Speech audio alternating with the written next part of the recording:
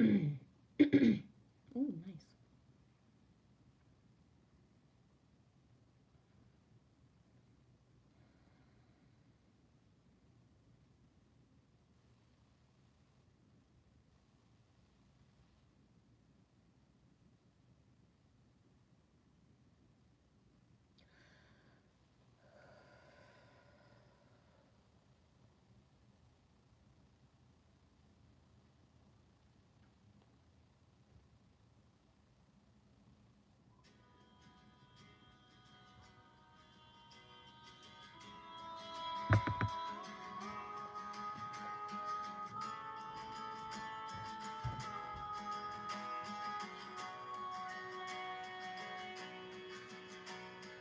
All that you wanted was some peace of mind. At the end of your days, you just need to unwind. Showing compassion is part of your plan. That is who you are. Everyone wants it and everyone tries. Some of us get it, but some of us die. Some they reach out to the stars in the sky.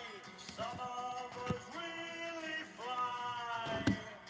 Too many souls get lost out at sea. Dumbfounded dreams, what we used to be. Remember your first love, remember it well. Remember well, Michelle. This is my last waltz, last chance, last time, last dance, last walk forward into the night. Sometimes I feel, you know, it's real. Love with all your heart. This is my last waltz, my last dance, my last walk with you. And I must remember the little things about you, Michelle. Oceans of happiness, oceans apart, moving in circles away from the dark. And nobody knows that light inside your eyes. But when I look at you now, what do I see? Sometimes I tell myself that I don't know. When I saw you tonight, I couldn't believe my eyes. Remember the time when the world was on fire? Caught in the rapids, it quenched your desire. Look at you now, racing those rapids on high. But when you look at me now, what do you see? Will you tell me your dreams, Michelle? 'Cause all that I'm knowing is you walk alone in the light. This is my last waltz, my last dance, my last walk with you. And I must remember the little things about you.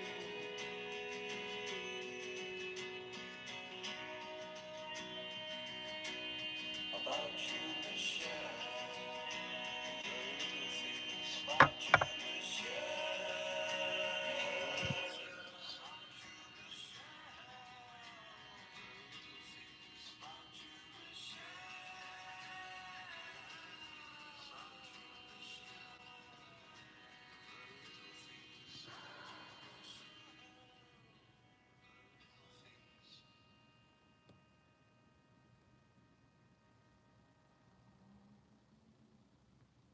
Thank you, Meeps. Oh, am I buffering?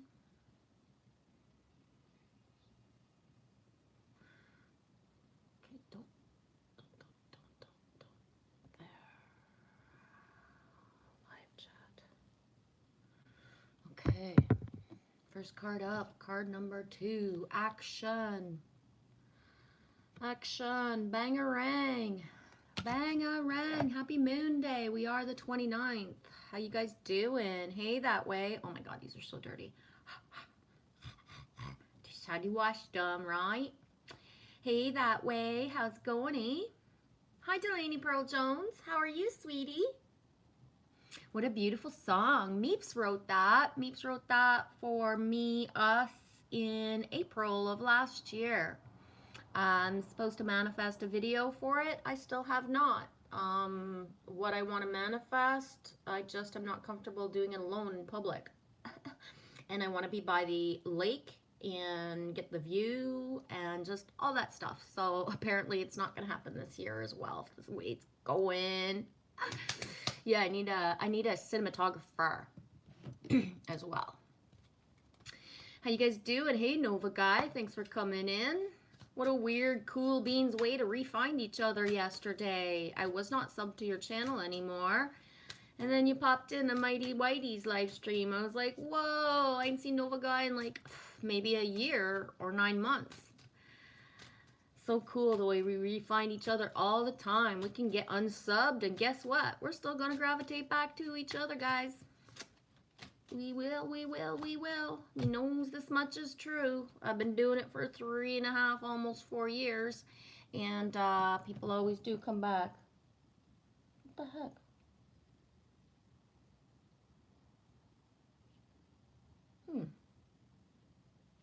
Okay, so this motherfucking card that just keeps on coming and coming and coming. It's been a month now. Liar, liars, pants on fires. Not even sure what this card is all about, to be honest, just because I don't have many liar cards or not being told the truth cards in my decks. There's only a couple that I'm aware of. And until this year, I never pulled stuff like this. And until the last month of a timeline, we never got warnings like this. So take the warnings in stride. If you feel like it's for you, maybe it is, right?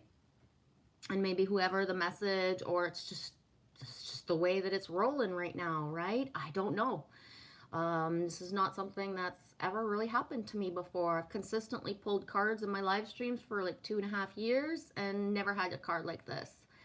And it just keeps coming up, guys. So 44, Jackal, truth. Authenticity is important. Live your truth fiercely. Someone around you is not telling the truth. Do not fear what you cannot control. We will all leave a legacy, so you should consider what this might mean for you. Again, not sure, you know, I don't know. I've asked for more clarity, and, you know, maybe we'll get some in the cards today, or maybe somebody's going to come in and admit something at some point. Maybe somebody is going to really like take charge of their timeline. So the person or people that I'm holding this up for, you know, week after week consistently, right? Sometimes we need a big dose of truth in our life. This is where the jackal energy is a positive force. Even when finding out a truth of a situation means pain, it's better to know the truth. And jackal energy can be a comfort. And leave it at that. Delaney Pearl Jones, oh my god, awesome, doing okay. It's Michael Jackson's birthday. Boom, yes, thank you. I knew the 29th was something. I couldn't remember what it was. We talked about that last week, right? Posted a video of him on my channel, IG and Facebook. Haven't really been on IG so much lately or at all, just kind of popping in. I'll look for it. Pearl, I keep catching my dick name Rick in lies. He's a fake. Yeah. At this point, Delaney, the whole body knows when the lie is there, right? It's so all-encompassing. Pearl, God took him far away from me and our son so we can live like normal people without stress.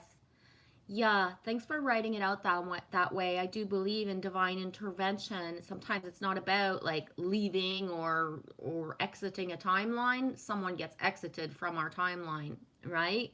And thank God, because we don't all have a place to run away to, right, Delaney Pearl Jones? We don't always all have a place to run away to get to, for that safety without stress. And I'll leave it at that.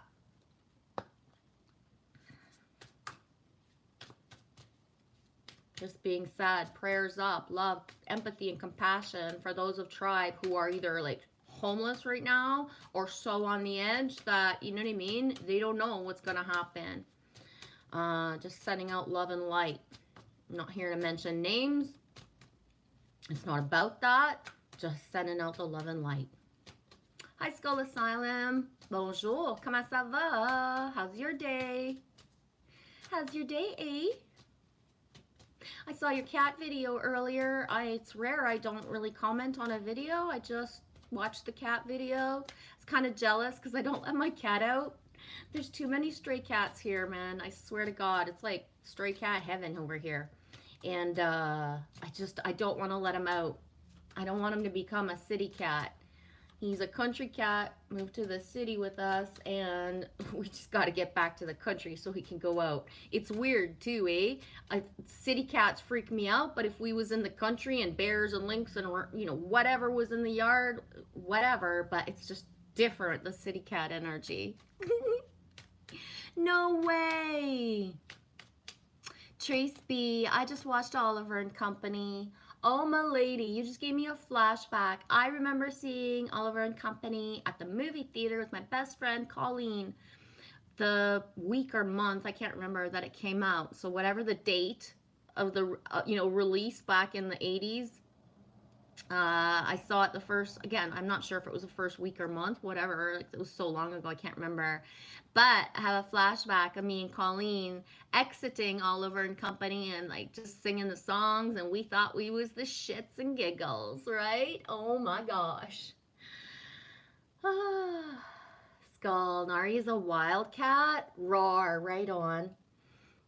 Yeah, our dude was gifted to us, and he comes from the country. He's used to being outside, but the way that it is here, it's just like, nope. If I can't roam around outside the way I want to, the way I would if we were in the bush or somewhere else, neither can you, baby boy.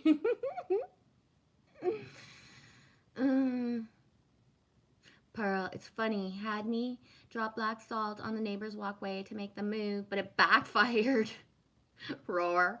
Boom, the backfire. I was just listening to someone random, can't shout out the channel because I don't remember who it is, who was saying you fuck with a Capricorn and you get sent right to hell. Right? When you actually fuck like with the mind, when you do emotional fuckery with a Capricorn, how it backfires on you and you send your own self straight to hell on some level, right? We don't sit there and say we want revenge, but like you just like, whoa, why would you, right? I actually pity the fools who are still playing mind games right now, because like the backfire is so fast. Pearl, right? It's so fast. Loves you, sweetie. Skull Asylum, I love Oliver and Company. You notice my New York hat? Yeah, I'm like totally in the New York group. I have never been to New York. I've been offered to. I was supposed to go so many times. I just never did. I'm not allowed on that ley line. My body's not allowed there. But I got New York state of mind going on, meaning my anchoring grids and certain ley lines has been asked to amp the protection around New York. Mighty Whitey, hey dude, how's it going? Genevieve sending warm vibes from California. Oh my gosh, Mighty Whitey, are you still here? Guess what happened to us this morning? So, the other day, I texted a voice message to someone just saying how like it's really weird to go from having a vehicle to not, right? So when you don't have a vehicle, you're, dependent on calling a cab if you need the distance or walking everywhere. And, I've been carless in my life before, but never in a city like this. And so whenever I was carless in my life was in small rural communities. People might drive fast, but they don't really necessarily like, you're not necessarily waiting to cross the street. And one of the things that I observed last week, and I've been noticing, is how like the higher like intense the energies are, the more people are speeding, and look at us like we're in their fucking way because we're waiting on the side of the street to cross, and nobody really lets us cross first. And usually the people who will let us cross actually have their windows down. They're not using their air conditioning, and it's usually people with their windows up that are just in that mentality of I'm in a hurry, my windows are up, I'm in the air conditioning, and of course I'm just gonna fucking go. You don't get to go, right? Doesn't matter if Lily's, a child. Anyways, long story short, this morning when we went for a coffee, there was a new, not an old school like yours, but a new green Jeep, same kind of shade color like that old school military green, but a newer Jeep. But I saw it coming from far because the way, you know what I mean? And I was like, whoa, that's a cool sync. Like it's not an old Jeep, but it's still the green of Mighty Whitey. So we're waiting on the side of the road. The person's coming from afar, and he fucking stopped in the middle of, like, there was nobody else coming, but he stopped. I was like, what? I was like, okay, you know what I mean? Like, and then, we did our thing, walked across the street, but it was just the fact that he was green coming, the Jeep, the sync of the color, even if it's not an old school Jeep, I still am a Jeep girl, right? I'm such a Jeep girl. I got my Jeep belt buckle right here. I don't even wear belt buckles, okay? I don't even wear belt buckles, but I still have this. But it was just like, whoa, like the cool feeling of the Jeep that was green, but that he actually fucking stopped. He didn't have to do that, and he wasn't speeding, and we was just waiting, but it was a cool sync. Anyways, I just rambled on a lot for like a sync, but hey, I'm all about the syncs. Mighty Whitey, Nova Guy, full respect. Yeah, we found each other yesterday in your live stream, Mighty Whitey. I had Nova Guy in my stuff forever and a day, almost since I know my first year on YouTube. And then we kind of refound each other yesterday. Was yesterday or the day before? I'm so loopy with time right now. It could have been last week, and I think it's yesterday. T, hey dude, yes, you told me that before. You've been in New York, and is it Boston, T? I think you said Boston and New York. Trey says Oliver and Company is in New York. Yeah. Oh my gosh. T, you got relations in New York still? Right on. Do I have relations in New York? I don't, not right now, no. My oldest living great aunt is in Detroit. Her name is Blanche. So Blanche translated in French is Blanche or white. So my Snow White of an aunt, great aunt, is 100 and something, and I don't know unless she's passed and nobody told me, right? She lives in Detroit.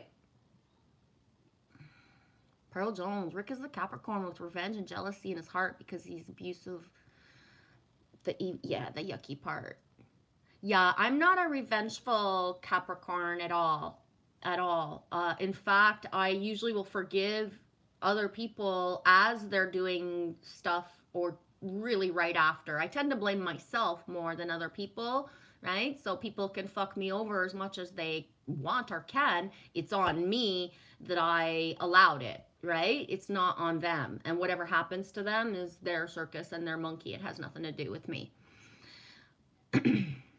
I'm not so good at the jealousy and envy department either. When I feel jealousy, it's a complete trigger of like, whoa, why would I feel this? Because I don't usually. So the only two reasons I'll feel jealousy is somebody's mind fucking with me, or if I actually feel something about somebody and I just didn't even realize that I had the feeling until like that ick jealousy vibe came up, right? Because otherwise, that feeling don't come up.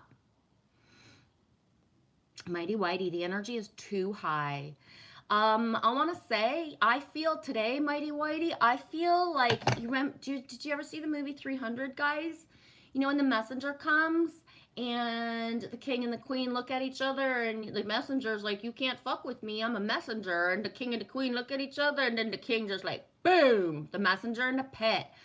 I feel like the potential of me being the messenger that gets the fucking kick today is super huge. So I have, done my little let's protect the stream, right? If anybody has anything for me, let's just keep it out of here, right? Meaning this is a gathering spot, a sanctum, a safe place for the greater good of the all.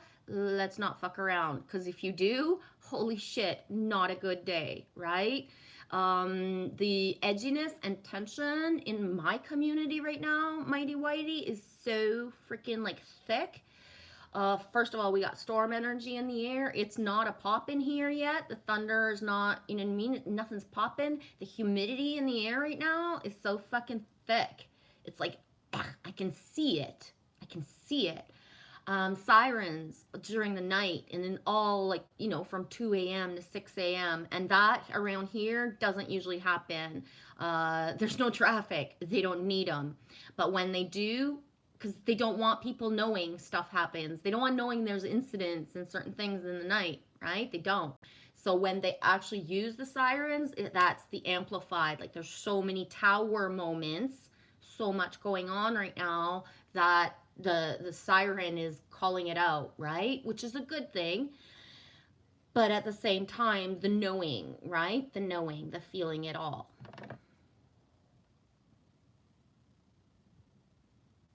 T, I'd stop for you. Aw, thanks, T. That's sweet.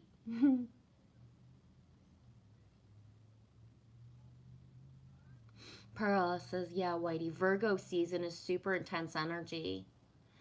I don't know, but I swear it ain't even Mercury retrograde yet, and motherfuckers be talking about it everywhere. I swear, I got a beef against Mercury retrograde and all the fucking anticipation, the fucking talking about it, people putting people more on edge, right? Don't make a decision because Mercury retrograde, blah, blah, blah. Like, ugh. I don't have many like things that really truly irk me. Actually, I might have a little bit, a lot of things with the spiritual mumbo jumbo fucking hijacking, right? The programming of this Mercury retrograde that's in the air before it's even here, right? It's just like, oh man, I feel it as a spiritual hijack. It's like these pushing buttons for people to become more nervous. Trace B, Mighty Are We, the Jeep Girls. Yeah. Who was it the other couple, about 3 or 4 weeks ago, Trace B? It was me, you. Was it Tonya? And why not 8? But we was all talking about the Jeeps that we had in a certain time frame of our life.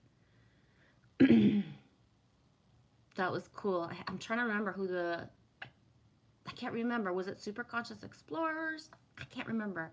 Could it have been Stony? I don't remember.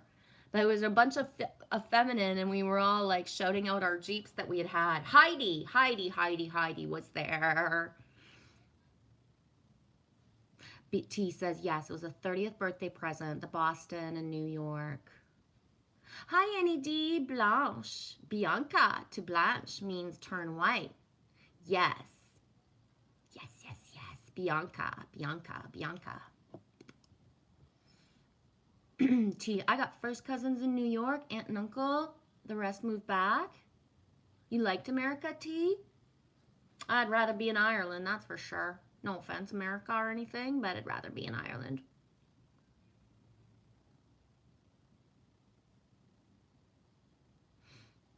Mighty's like, Trace B, seriously, you have a Jeep? And she says, Mighty, I had a Jeep in 1990, a black CJ7. My circa era, my son was born. It was when I closed the restaurant, when I had the restaurant. So it would have been circa 2003, 4. I forget the year. It was a CJ, it was a TJ, but I forget the details. I'm so not good at it. I still can't even remember. When I had my sports car, I couldn't even like say the horsepower. I couldn't even remember, right? It's like, I don't remember what my horsepower is, but just get in. I'll boom when the turbo hits, right? Me not remembers the numbers. I know. I have zero credibility as a car person because I can't remember nothing of the details.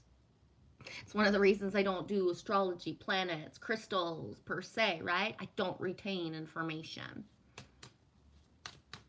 Mighty, Genevieve, I like to keep it all on an even level. Me too. Same. Hi, Anita. How's everything going, sweetie?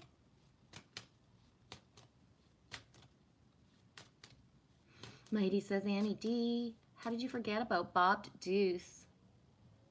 Yes, Annie D, I love it. A giant army truck with a historical vehicle plate is a great security prop. Dude, I love your truck. Right, Annie? I love your guys' truck. It's so raw. Anita, I saw a blue Jeep just like yours the other day. I thought of you and smiled. Roar. Roar, roar, roar. Love that blue truck, blue Jeep energy, eh, Anita? Holy crap, it connects us together. Pearl Jones, it's a vampire tactic to provoke the negative energy of anxiety and fear. I cancel the Mercury retrograde. Boom. Thank you. Same. I, right?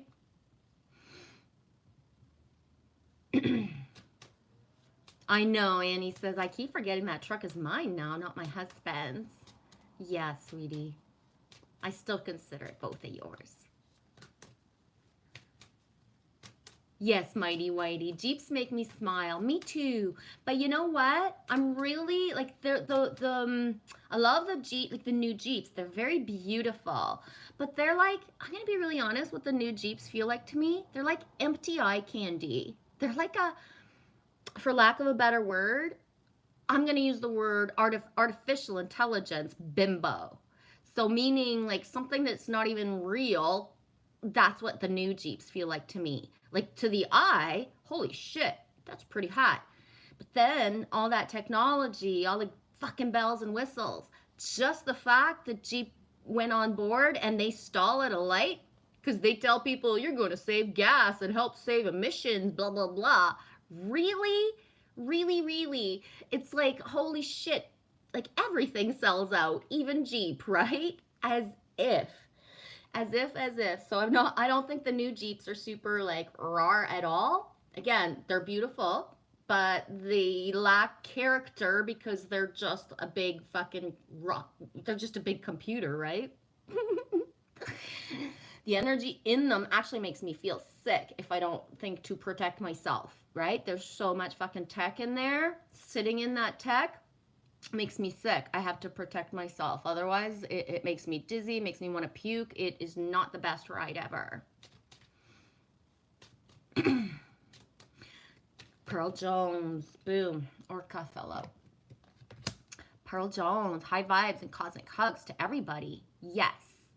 Hey, Road Trip Betty, how you doing? I'm doing okay. How are you? Thanks for coming in. I got so many Eddie syncs. You and Mika might as well be around the corner. I swear to gosh. A lot of Mika synchronicities as well. Road Trip Eddie. How's everything going with you guys? Annie says, if I ever drive that truck, there will be photos. Boom. Right on, sweetie. Okay, I'm going to read card number 30. I see Anita, you asked for card at some point, G. So I will do that right away after. I know you can't always stay for a long time because of the time zone difference. So this is the card that came out before I saw you wanted a card, Anita. Anybody this resonates with, grab the messages. It's for you. Orca, song lines. You are walking in the bloodlines of your ancestors, but you are an individual who makes your own destiny. Seek better communication with people. Exercise extreme self-care and share your skills with others. Yes, sharing is caring. It really is. Share it, guys. Anita, what am I gonna grab? This is what I'm grabbing. Boom. Just wrote first card, Orca, talking about bloodline. Delaney Pearl Jones, you had written before I saw, and before whatever, you already had wrote bloodline down. My blood is calling me to Ireland. Rar, really? Yeah. To be honest, it would be Scotland for me. But my blood is not calling me there. But if my mind would be there in a heartbeat, if my body was guided. For me, it's Scotland. This being said, I would live on the east coast of Canada for the rest of my life and be super freaking happy because the east coast of Canada is so Celtic, family-based, just kin, right? That would satisfy me. I don't necessarily have the urge to travel. Not at all. I love Canada coast to coast. We have all sorts of different mass land masses. We got desert, we got rainforest, we got it all, right? So ever since, especially, I've been to the Highlands of Cape Breton, and it's like a baby Scotland. And I haven't even done Prince Edward Island, Newfoundland, or Labrador yet. Those are my that's all that's missing for my DNA to touch in this lifetime in Canada. Your hair is probably in those places, though. My hair, Lily says my hair. Yes, my hair is in those places because my family has been there, so that means they left and there was some sort of hair on them of mine. As well, just from when we were on the East Coast, how much hair and DNA that I left there to imprint the land and protect it. Annie, the truck's name is Tiny. Haha. I love it. You guys remember Romancing the Stone? I'm having so many Romancing the Stone syncs or just stuff pop up. Jack Colton. Tiny, Little Mule. Remember the truck in Romancing the Stone? Little Mule, right? Little Mule, the big truck. The little truck, right? And then with the big tires, Little Mule that got them out of their pinch. I was just thinking about that yesterday, like to the point where I almost went to look at the scene, but I was like, no, because sometimes I ruin it for myself by going back to look at a movie clip because it's like, I don't want to see certain things. I just want to remember it the way that I remembered it, right? Yes, Anita, it's all too much, that fancy stuff and technology. It doesn't even make sense to me, to be honest, right? A car for a vehicle to stall, yeah, that'll be great when all vehicles get stalled because people, right? Ooh, I don't even. Oh, no way, Annie. There's a turbo sprint here. A little car needs to get towed. Oh my gosh, I wish I had that car. A little sprint. Whee! Okay, Anita, I'm gonna pull the card. No, that's not. Don't do that to me. Mighty, still lurking and working? Right on, thank you. I'm not caught up with the chat. Okay. Pearl, my friend had an old Cherokee, rusted good engine, the other bad engine, and he did an engine swap. It was fun to help. Yes, me loves doing that stuff. Yes, yes, yes. Eddie, I'm doing great. Over 2 months with no pain med. The pain is manageable to none. Feeling so blessed. Thanks for all the positive energy, Mega. You know what? It's like deja vu or a flash forward reading that. I don't even know how to explain it. Those are the right words, Eddie. I can see us three and a half years ago. We found each other in my first month and a half of maybe 2 months, on when I started my YouTube. You've been there all along, Eddie, right? All along, for real. A good, bad, and ugly. And I can see you speaking. I'm listening to your live stream. You're on a picnic table. You're talking about certain products and certain things and how hard it is to get it, right? How complicated it can be. How much pain you're in. But I'm seeing this version. Of you now. So if that can give anybody hope who's in chronic pain, especially if I've ever said I see the version of you that doesn't have the pain, if that can't, if Eddie going through and manifesting in 3.5 years a timeline without pain meds, right? Me knows this much is possible. Me knows, me sees the higher selves of people that are not, right? That the chronic pain, no matter what it is, it doesn't matter if doctors said this could never be resolved, especially if doctors said it could never be resolved, right? And for myself, I've lived a life of like having miracles in such close proximity to me that it's very hard for me to listen, or if a doctor says, you know what I mean? Because doctors said my dad would die. He was dead. He had his last rites. Then he didn't die, right? Then they said, oh, he didn't die, but he will be a vegetable all his life. Well, guess what? He's not, right? I I could go on and on about like the fucking stuff they said and the impossibility that his skin grafts after his burns, that he was going to lose his arm even if they tried to graft skin. Then they're on wonder, we don't understand, the grafts should not have taken. There was, you know what I mean? Just all of it. And then other people in my life path as well having the miracles. When the soul, their free will, and you see the shine versus a soul with their free will that you know, right? Or I know that they've already chosen at their exit point, and it's going to be through, their journey of their life, whatever chronic pain, and then if it's a cancer or something like that. But there's a difference between how the soul shines, right? I don't know if that makes sense. Okay, Anita, so I've only pulled 3 cards today. I'm going to just put them back up for the numbers of it, sweetie. Card number 2, action. Card 44, Jackal, truth. Card 30, Orca. And then another 44, Anita, seek beauty. I know I've picked this card for someone lately. I'm wondering, is this one of the cards I've already pulled for you, Anita, last week or 2 weeks ago? Or was it just a general pull? Just wondering. 44, seek beauty. This is a time to reflect on love and to seek out beauty. Create memories. Take time to enjoy your experiences, celebrations, and special occasions. The recollection of happy moments will support you.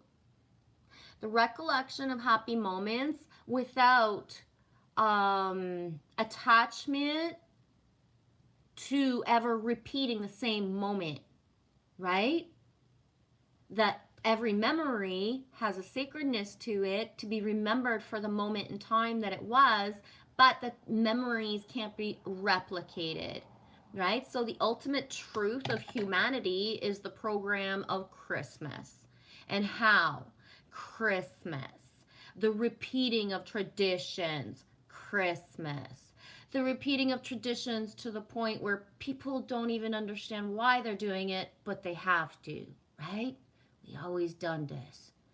The repeating of things and thinking you're going to have your childhood like, whoa, the same way that you had in your childhood. Trying to replicate memories is one of the biggest traps of humanity. We did something last week. We enjoyed ourselves. We think we're going to do the same thing next week at the same place, and it's going to be the same or better.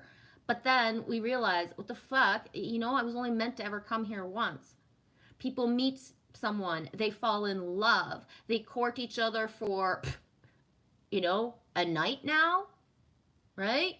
Maybe a week, maybe 2 months. Some people are lucky. They actually have, a full-fledged relationship before they commit to living together or being married. But there's not enough solid foundation. So people are always hoping, wishing to get back the feeling they had in the first week, days, or months. But guess what? Nobody actually puts the effort forth. So in the first weekdays or months, you actually put on a certain self of yours that wasn't even real half the time, right? You acted as if you liked something. You ever be with somebody and you're having conversations about yourself and they say, oh, I love food, I love everything. And then all of a sudden, like, oh, yeah, I don't really like that. I don't really like that. Well, why didn't you fucking say you didn't like that the first day, right? Holy fuck. That kind of thing. The putting on the airs, right? But trying to repeat the memories is the thing, especially even right now within the spiritual community. You ever see channels and you could put their video on today and then from last year and then 10 years ago, and they are at the same embodiment. Their aura energy signature hasn't changed. They're still repeating the same stuff day after day, year after year, week after week. They're not stepping into new embodiments. There's some people who do like live streams and stuff that I've only known for a year and a half. And it blows my mind how many times I've said to them, whoa, you've up-leveled. You're at another embodiment. You don't look the same as you did yesterday or last week, right? How people's features have changed in the last years because the evolution, as above, so below, when we actually do inner work, holy shitballs. it reflects, right? For a lot of us, it feels like a curse sometimes because it's a fountain of youth, right? So although that sounds really great, well, shit, when you're 50 and a half years old, you still don't get taken seriously and you're sexualized all over the place with people who say a soul is a soul and they understand that. What the fuck? It's getting old, right? Doesn't feel that great sometimes to have the more you glow, the more you emanate, the more bugs you attract, right? Holy shit, that was a long ramble. I don't know if there was anything specific in there you needed, Anita, but I love you, sweetie. Whew, consider what makes you happy. It's time for you to allow yourself a day of enjoyment. Love who you are and be willing to give and receive love unconditionally. Anita, me loves you. Thanks for always. You've been a part of my journey. I think it's been I always saw you, even if we never had a full connection until a certain timeline. But you've always been a part of me ever since I saw you with Glitch on Glitch's channel. And just thank you for always being unconditional, Anita. Thank you for knowing sometimes you're not naive. You see what's going on. You know that certain rifts or certain things have happened with certain members of tribe and me, but you never, never, Anita, once put yourself in the middle. I don't, speaking for myself, sweetie, I don't think you've dropped anybody just because we're not sitting here lovey-dovey loving each other. You love me, you love her or him, and you never asked. You never tried to, nothing. It's so magically delicious, the feminine that you are, Anita. Thank you. Miigwech, merci. Seriously. Trace B, use the same. Ditto to Trace B, right? Ditto to Trace B. I love you guys. Okay, I'm going to catch up with the stream now. Yes, T, Canada does have desert, sweetie. It does. Check out Drumheller, the Badlands of Alberta, specifically. And I think I even shared it in my stuff the other day. If I didn't, I'll try to find it. Saskatchewan. Saskatchewan has desert-like formations that look the same as, you know, John Wick and whatever fucking country he went to in John Wick 3. I forget. Right? The Sahara. It looks like the Sahara. We have salt beds. We have it all, basically, pretty much. And when I say rainforest, we ain't got the monkeys. It's not, right? It's not a southern rainforest. It's northern rainforest. But we have that. T says, cool. Ireland's only 12 miles from Scotland. Ooh, I feel like I rambled a long time. I gotta catch up.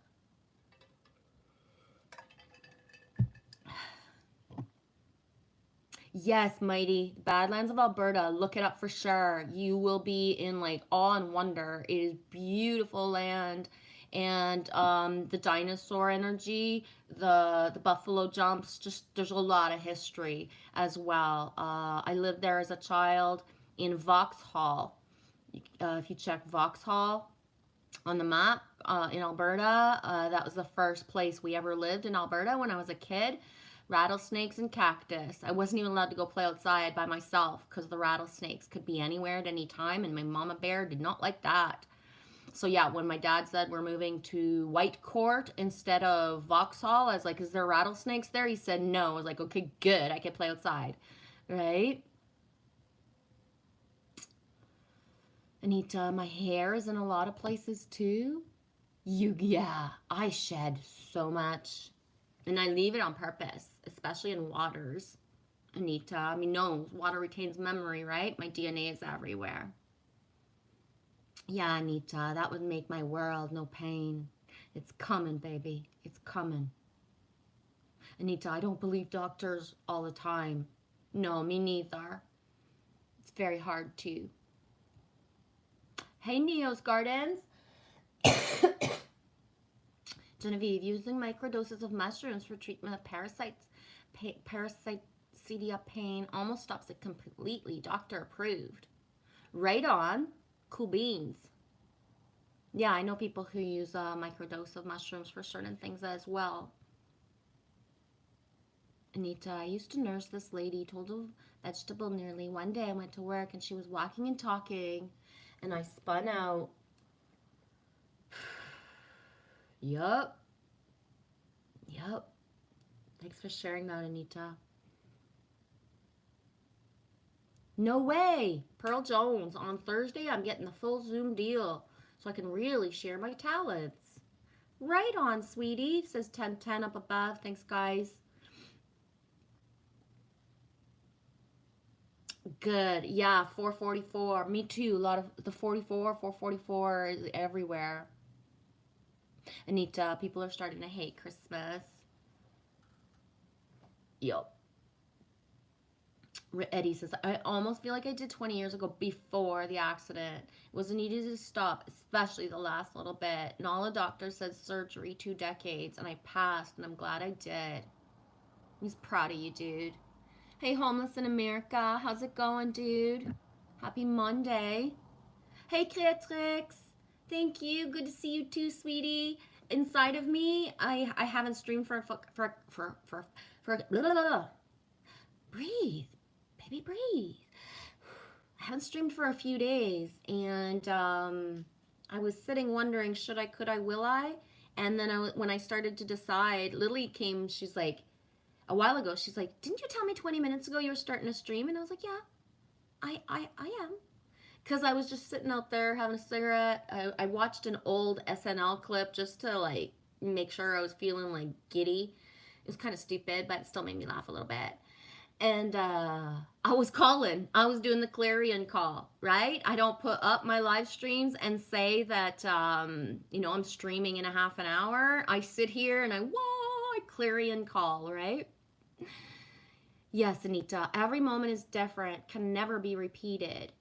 Exactly. And that's the thing, is that's why humans, right? They don't consider it's not about the frequency of being able to manifest the same type of good, pure joy, awesome energy or better, right? Humans are willing to sacrifice sometimes a whole entire life because of loyalty to something that doesn't even exist anymore, right? So if somebody was kind to you and wooed you and you fell in love, but then you're, in another timeline, days, weeks, months later, and they don't treat you with honor and respect, and you don't grow, and you're not manifesting anything for greater good, if you're both sitting in different rooms or same room on your devices at all times, if you're not co-creating anything, then that loyalty, the program of marriage and forever and all that shit, you're waiting for something that's potentially never going to happen, right? And this is collectively everywhere. So, whoa, no wonder we're fucked up as a species, right? Anita, yes, still repeating the old is so exhausting. Trace B, I'm giggling at your attitude. LOL, I love it. Thank you. I was told that I'm stepping into my masculine more, that it shows in my tone and voice. I don't know if you feel that, Trace, but that's what I was told like last week. Eddie, time cannot be replaced. That's why every moment is precious. Exactly. Yup. Anita, thank you, G. It's been nearly 5 years. Whoa, oh my gosh. It's just me. Thanks, guys. Yes, please sub Jacob, Homeless in America. Let's get his numbers up. Anita, I love everyone so much. Same. Mighty Whitey, magically delicious. Yeah, that's one of my favorite expressions, because really energy, frequency has a taste and a flavor as well, right? You know what I'm saying? So if you're in a situation and your instinct brings up fear, there's a sort of taste or flavor that will come up in as well for me, right? I mean, not knows about everybody, but for me. So when things like raw is just magically delicious because it's everywhere, my whole body feels it, right? Me means it, Anita. You is special, Anita. Me loves you. Thank you. Creatrix as well. Beatrix has been a part of my journey since my beginning. Loves you guys. Thank you, my feminine. I was thinking the other day, and I've been so grateful the last, like, especially since, you know what I mean, since I gave up the car, just hopped a different timeline for my life. But it's the love of the feminine. It really is the support when it's good, bad, or ugly. It doesn't just, y'all just don't drop each other. We don't drop each other. We might fade out. We are not able to be super present sometimes, but the anchoring in the background never feels like it's a backstab. It feels like a complete anchor energy, right? When certain solid foundations, relationships, right? People don't just jump ship because somebody's not doing super good, not being, not manifesting certain things. We're still there. Even if sometimes, you know what I mean? Just that's how powerful it is. Eddie, Anita, after I stopped the opiates, then Advil, and then the supplements like CBD and wild lettuce extract really worked. Thank you, Eddie, for sharing that. Thank you, Homeless in America. Exactly. Everything that's in the United States is also in Canada. There's not real, well, there is a line, right? There's been fuckery, but there's not really a line in the land. The land masses of the United States, we're not different than you all, guys. We have the same land masses. The Rockies just don't all of a sudden split and say I'm Canadian and I'm American. They are just one landmass, right? With names, borders, and permits and all that shit. But that doesn't actually exist. It's a program.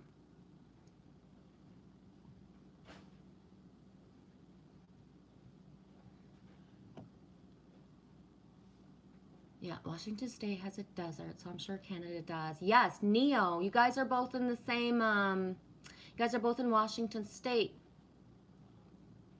You're in Everett, Washington, Homeless in America? EVE, nice. Eddie says, Anita, I could help you in any possible way, but sometimes it's just, but to some it's just words. I'm so grateful, and I feel I owe my experience as a knowledge to many. Yes, sharing the experience, Eddie, it's an inspiration. And that's what I tell people, like, I don't watch a lot of content of stuff, and ever since I've been on social media, I've always chosen to not really step in to look at shit that doesn't elevate me, and then find examples of things that do, right? So things that are possible, real life people, watching people who are 60, 70, 80, 90 years old who never worked out in their life and now they do, and then they do competitions. Watching women or men, again, who never really did sports and certain things, they chose to start taking care of their bodies later in life, and how buff they can be, how flexible they actually are. It's not a myth, it's true, right? The program and what we've been told our bodies can do, and when we decay, and oh yeah, like you got a lifespan that's this big, but in the first 30 years is your optimal prime. As if only humans would believe such a thing, right? It is not the truth. It's all the programming inside of us that makes it that we believe that when we're, certain age, we're going to have a certain issue, so we bring it in, right? We get told it's hereditary. So then if you're a certain age and it's hereditary, well, boom, I'm going to buy that thought and make it my own, right? Instead of thinking and pushing away all those things, right? Just the number 50, how it freaks people out that I say I'm 50 and a half. I've even started rounding up to 51, and Lily corrects me, and I gotta say, oh yeah, I'm not 51 yet. Why? I don't want to be told, oh, you're 29, or you're 19. No, I'm 50 and a half, right? 50 and a half. Owning that, liking it. I love the number 5. Why wouldn't I work it my whole 50s? Holy shit, can you imagine the 6, right? Just programming the mind for the positivity of the numbers. Like little kids, right? They're 4 years old. They can't wait to be double digits. So they'll actually count, how many years until they're going to be double digits. We can do the same in our 30s, 40s, and 50s to admire, want the numbers, right? I can't wait till I'm 80. Why? Because it rhymes with matey. So I got like 10 years of wordplay that rhymes with matey. I might even actually wear a fucking I think just so I can be kind of piratey and freak people out more. Because I'm going to be 80 matey. Why wouldn't I rock a pirate patch if I want to? Right? Holy shitballs.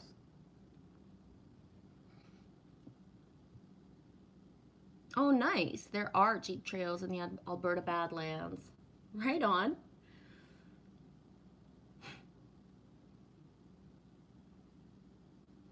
Anita says, appreciated, Eddie. It's been a struggle for 12 years since my accident.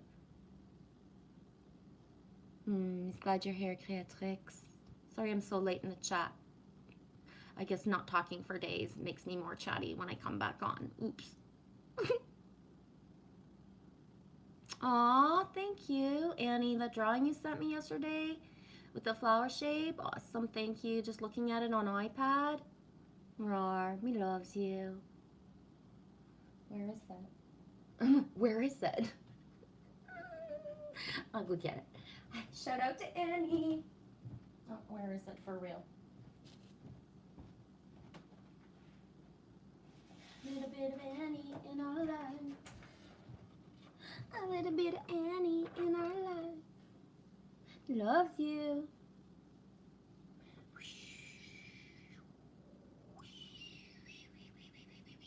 Okay, put it back before it gets sweaty. Before it gets too sweaty, guys. My hands are like wet, so I haven't drawn since like this morning because it's really humid and damp. So my hands stick to the paper. This is why people have air conditioning or fans. Neil, in America, take you to live under the bridge. I know the area well. Nice, Creatrix. I picked 2 large tomatoes from the garden. I'm gonna eat them soon. Roar. We're so blessed. Our little baby, funky looking, Charlie Brown looking tree tomatoes, we didn't get much of a yield. But there's a super awesome, amazing person that is down the road away, and he's gifted us tomatoes twice.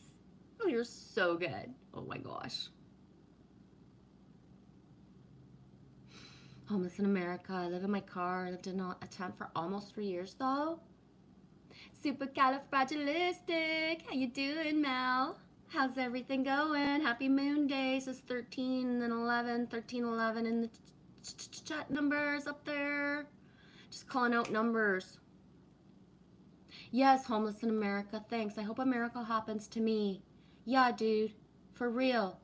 And I hate being cheesy because it's like it's too much, right? At some point, Jacob, to be told certain things when you're at a certain place, like certain things don't fly. But yeah, I believe in it. I believe in tribe. I believe in soul family. I believe that we're here for a purpose. We will find or be found by people, and there will come that time where you're going to be sitting there going like, wow, I'm fucking safe. I fucking belong. I got my people. It was all fucking worth it. Surviving it all, right? It was. Just because it already is. If we can find each other this way, if we can amp each other up, share as much as we can, can't always share certain things. We're always sharing energy though, right? Just that. Amplified by gathering, by actual true safety.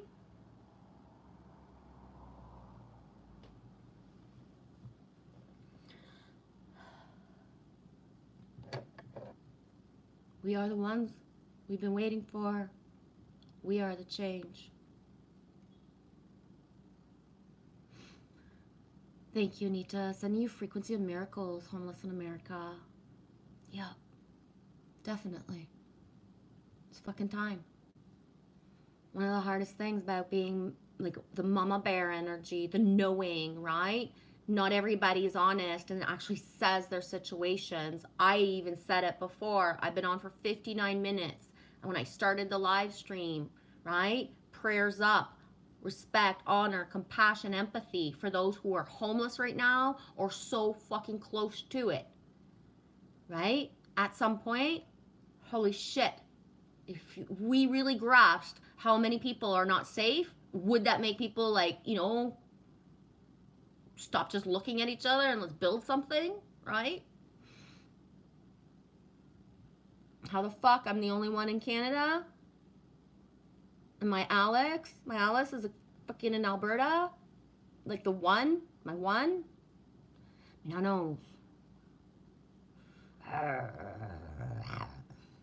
Nita, yeah, Jay, feel that, yeah.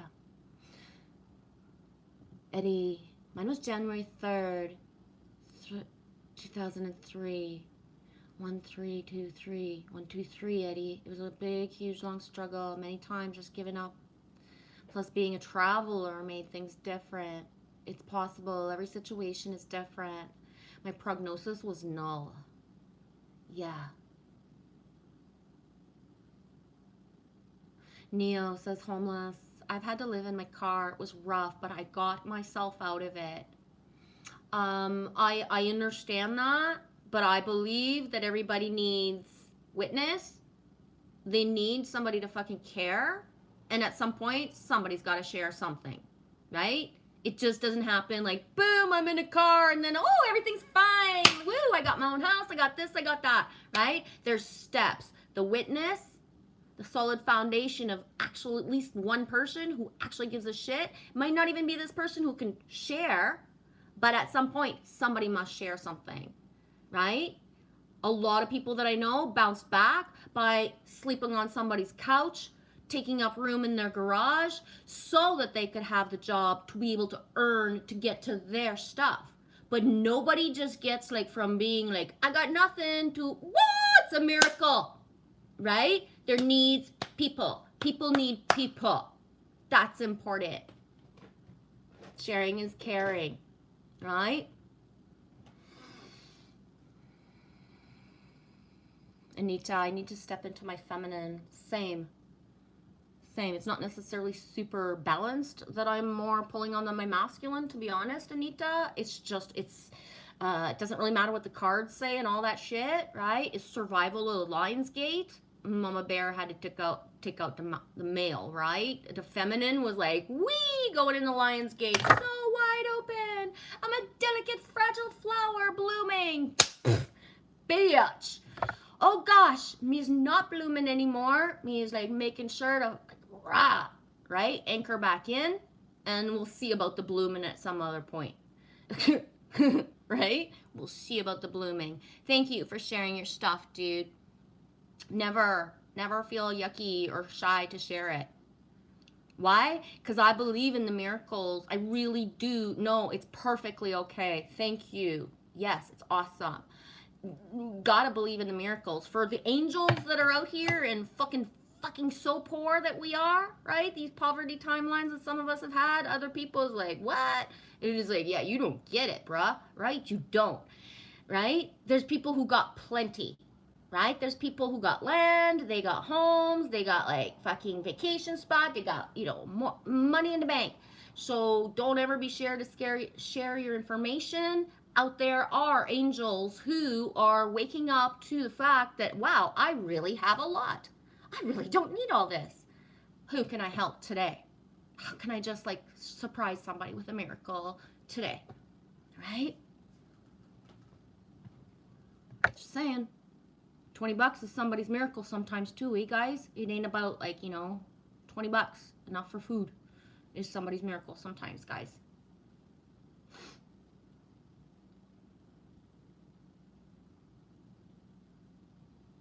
Exactly. If you're breathing now, homeless in America, there's a reason you're here, right? If you lived the hard stuff, there's a reason for that. What do we do when we've gone through the hard shit? We help others, right? How much have you learned by not having a certain foundation of your own, right? There's not going to be much taken for granted. And at some point, everything you learn can help another, right? Just you being able to have your street smart savviness of what you've lived and exchanging energy with everybody that you have is sometimes it's your spiritual bank account. Does that make sense? Not everybody's been in service to self, making sure of, the financial padding. Not saying that in a judgy way. Some people really have been in service to others for many years. You don't even know it yet. right? You don't understand that by being homeless, by being in jail, by being the person who did certain things or lived a certain timeline, you helped so many other people that if you hadn't did certain things or lived certain things, those people wouldn't have made it through the same way. You were people's angel, right? To get through what they needed to get through. We are all here as a collective, ripple affecting everything and everyone. Some people's spiritual bank accounts are so huge. Sorry guys, I'm late in the chatty. I don't mean to not have, blued certain people or focused any attention. I'm in a rambles and I'm not caught up with the chat. Right? Some people's spiritual bank account is so freaking huge right now that yeah, the potential of somebody going from homeless to having like complete like whoa to be able to help others, right? Do you know that some of us's plan isn't about like, oh, I really want to manifest my little farm, my hobby farm for my own self and my little family? No. Some of us are like completely all in. We're calling it an orphanage, right? A community where it's like you feel like you don't belong, you don't got family. Guess what you do, right? Guess what you do. Your skills, which your gifts are, everything you've been told you're not good enough for, yeah, come do that here with us, right? Let's make shit happen. Oh, nice, Kretzlex. I started another channel to document each item to sell on eBay. I'm having fun. I can't believe I get money doing this. Roar, that's how it's supposed to feel, sweetie. He's proud of you. That's awesome. That's how it's supposed to feel. T, I caught a few minutes of your live stream yesterday.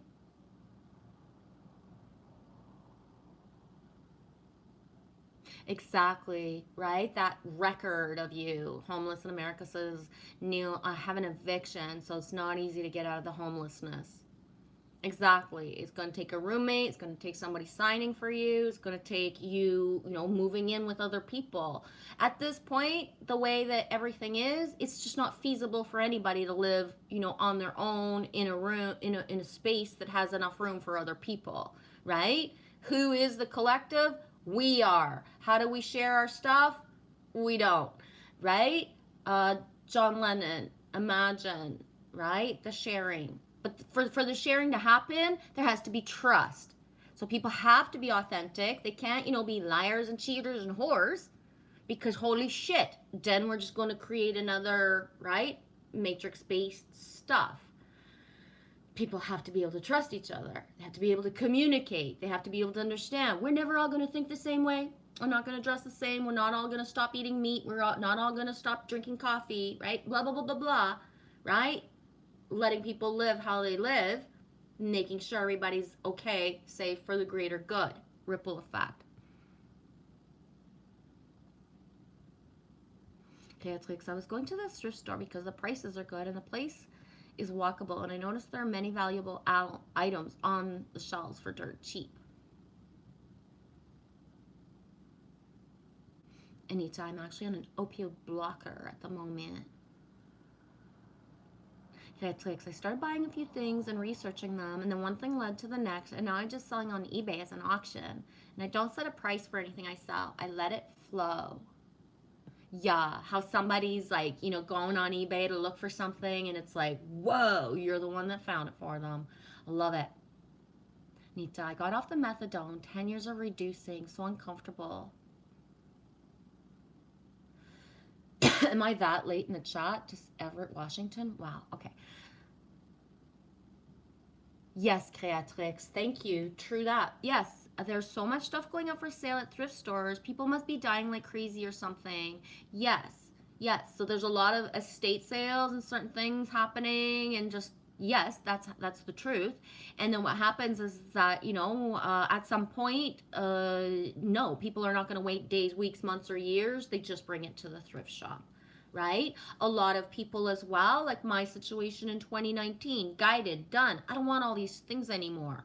Try to sell it all, right? Stuff that didn't sell. I had half a trailer load of things that people didn't choose to buy. I couldn't wait longer. We were leaving, right? Couldn't wait. So the thrift stores, like I swear, like so much stuff and so much good stuff. Like some stuff that didn't sell at my garage sale, yard sale. I was like, what? Right? Like even offering 25 cents for a little princess dress, right? Like nobody wanted that stuff. So the thrift store that inherited it, like the stuff that I brought, right? How many people right now, you know what I mean? Even Aphrodite Rose Starfire, she's moving from one place to another and selling it. Some of it, you know what I mean? Like a lot of people are changing lives. Um, and realizing like this isn't for me anymore and gift the opportunity to someone else, right? Thrift shops are the best way. Reduce, reuse, recycle, upcycle. You know what I mean? Sharing, for real. Neo says, homeless, I was a victim of a mass shooting down here, so I cannot walk, and I live entirely alone and independent. The housing authority might be able to help you if you can do it, bro. If I can do it, so can you. Eddie says, that's what they offered me, and I said, screw it, because at that point they label you as an addict, and I desired to prove them wrong. Yes, T, people are transitioning very fast. Yes, T, I agree with that. I think people can live years longer, anyhow. Yes, I believe our lifespan is probably double or triple. It's just that, you know what I mean?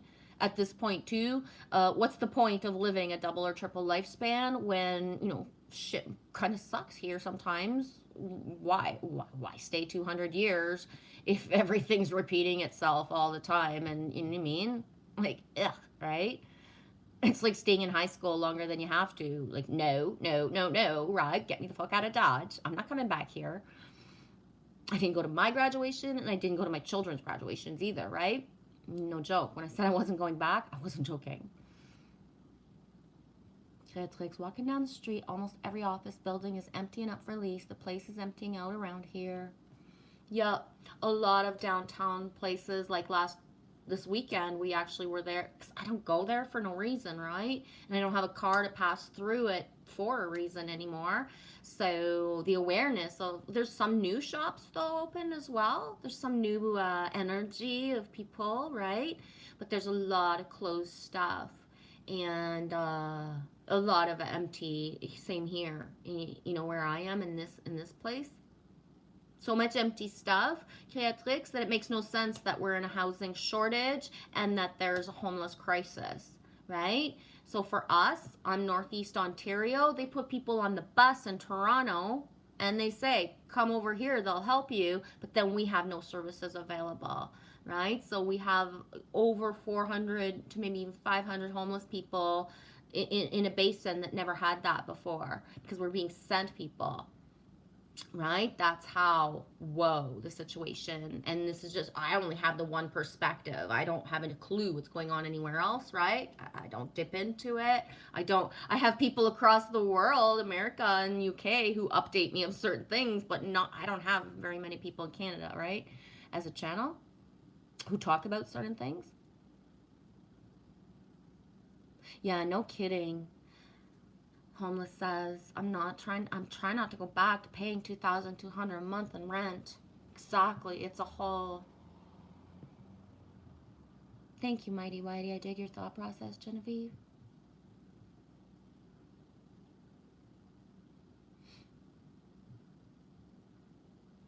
Yeah, an RV or a tiny home. Right on, Homeless in America. Thank you, Creatrix. I'm doing your name next, sweetie. I haven't hardly drawn at all. He's doing your name next. Next. I see it in my mind's eye. Hi, 1970s Tiger. Oh my gosh, I'm sorry it took me so long to get to you. Oh my gosh. Welcome in. You are blue. You can share your channel. You can share other stuff. You can press on people and find other channels.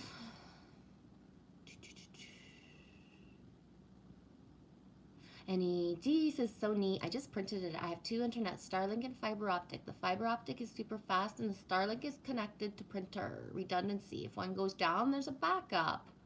Roar. Imagine that. NED? Who would think of that? Whoa. Set. Holy crap. No way, Creatrix. Oh my god, I'm so excited because I got a new client who has a condo in Hawaii and he wants me to get the HVAC permit for it. So cool, Hawaii. I hope I have to make a site visit. Boom! Amplify. Wish for you, baby girl. Rawr. Annie, you've never been to Hawaii? Me neither. I've been to Punta Cana once and I did not enjoy the resort-esque aspect. I will never really do that again. Unless like we clean out that resort and make it a community. That's a whole other level, right? If that's meant to be. But yeah, I didn't like the, free booze, free this, free that, and just like food, food, food, food, food, eat, drink, sleep. I'm not that kind of girl. Anita, I woke up yesterday full of gratitude. I finally could take in the beautiful scenery around me. Don't. I never felt so grateful for my soul family, my son and my dog. Y'all are the best. Such true love. Loves you, Anita. I was hoping you were feeling that. As beautiful as it is to move, it's like there's a lot of stuff, right? The body, just everything. And when you settle in and you actually can see around you and feel it, right? I know that feeling. There was a spot I lived in, Anita, where I didn't even realize certain landmarks or certain things were there till like a month or 2 months after I moved there. I could only see like just it was heaven on earth, right? I manifested the most amazing timeline. And so I could only see what was right there around me. And then, a while later, driving and like, oh, this is there. And like people laughing at me. Of course that's there. And it's like, I never saw it. I was just too excited to get home or seeing the lake. You know what I mean? Like it was just so much that before I could see it all around me, eh? Just catching up to the chat, guys. I'm not down below.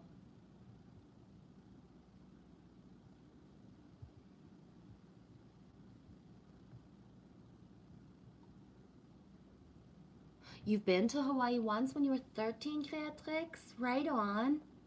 So it's that feeling of going back type of thing.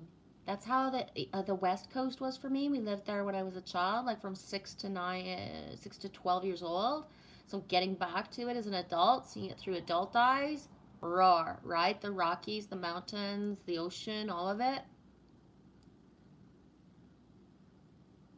Annie, I never been anywhere much, not traveled and fine with it. Lucky to have home. Yeah, we moved a lot. I went to 14 different grade schools across Canada, right? So I've never really been rooted, and every time I'm rooted, it's time to go, right? Like the Metallica song, as soon as I belong, then I disappear. Not on purpose, just that's how my timelines, my soul contracts. My soul contracts with the land, right? As well, where I'm meant to be in certain timelines of my life.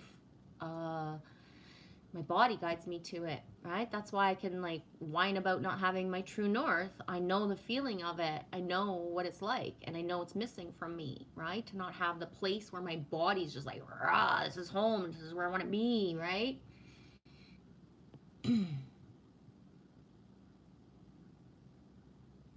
Nita, me neither. Not been really anywhere. Only to the next state is the farthest you've ever been. It was an 11-hour car trip. See, from the time I was 6, I was used to get in the Bronco, and we're driving for days. Driving for days. Canada is huge, right? So, Eddie, I almost made 5 years in my van. I lived then. I don't think I'd ever go back. It'd be that hard. I liked it then. I don't know. T. It's a massive continent. That's cool. I live on an island. Yeah, when I was in British Columbia in 2009 on the Sunshine Coast, the coast, you got to take ferries to get to the other land masses. They didn't, there's no other way through. And so having to take 2 ferries, and then, you can't just exit. You have to plan it. You know what I mean? You must take a ferry to get off the island. I'm not sure I'm conceived or made for island life. I'm used to be, you know what I mean? Get in the car, let's go, right? Being in North America, knowing I can get to the tip, way far, right? I don't need a boat. I don't need a plane.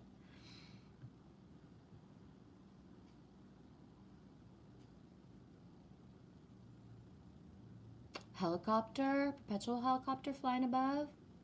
Yeah, they're flight schools and training right now, so I got lots of helicopter action. Thanks for sharing your stuff. Anita, I do that a lot. I go in to make my energy. Always was like that. Gotta go, Trace? Kate, I love you too, sweetie. Nia says, Genevieve, I'm a Canadian citizen, but my dumb butt lives in the U.S. I grew up in Toronto, Montreal. I was adopted by a family living in the U.S., and I have dual citizenship. Right on. I'm from Abitibi-Témiscamingue, which is just like a half an hour the border officially from here, like Northeast Ontario. And then I did my high school in Burlington, Ontario. So if you grew up a little bit, if you know like Toronto, if you were old enough to know where Toronto was in the Niagara Falls, smack dab in the middle, right? Skyway Bridge. Thank you, Delaney Pearl Jones. Always share your PayPal's and Cash Apps if you so choose. Yes, Anita, a lot of people need financial help right now. Indeed. Yep. Yep.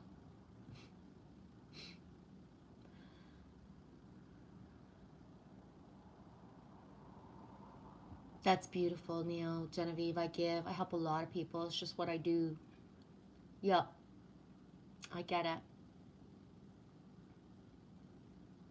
You think, Anita? I don't feel like I always speak the right words. Thank you. Yes, Anita, the renter rooms, right? The it, yeah. I know so many people, and I did, right? When I had a timeline where I had extra excess space, I rented for such a good, right? $500 to live 125 steps away from the beach, everything included for 500 bucks.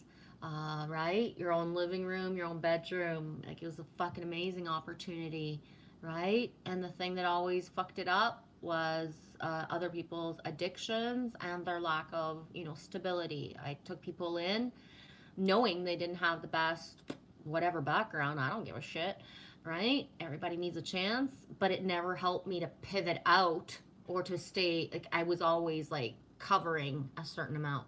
So, you know what I mean?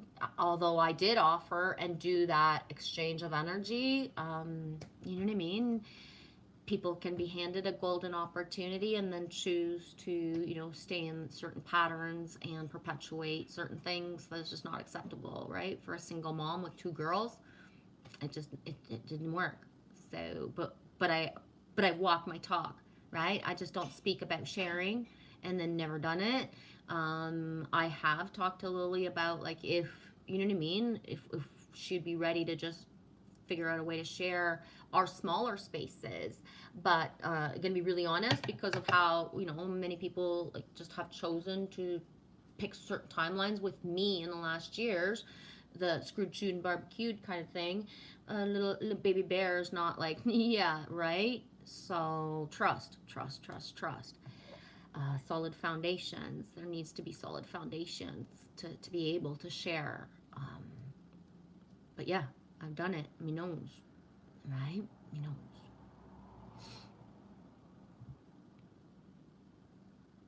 Hey, Witchman73 swinging in to bring some moon dust and love. Love you, sweetie. You're probably already gone by the time I notice that you're here.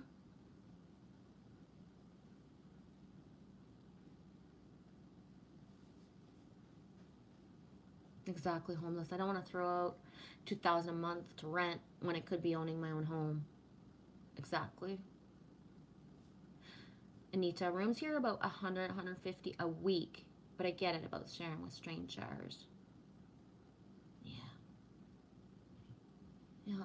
It's the trust, eh, Anita? That's the thing. It's just that there's many people who would want to share, but who are they going to share with if they haven't, found anyone to trust, right?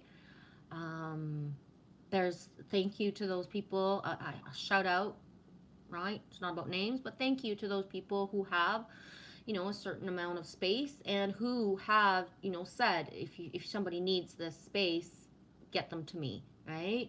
Um, for like, Uber safety and just, all that shit. Thank you. Anita, my phone's gonna go flat.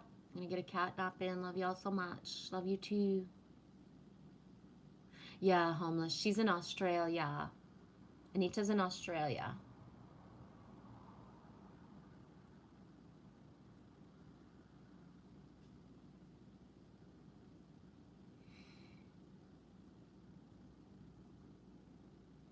Shit. Jackson has been so prevalent. Jackson. Please pray for Jackson, Mississippi. Flood evacuations. A lot of people are here in town. They came from Jackson.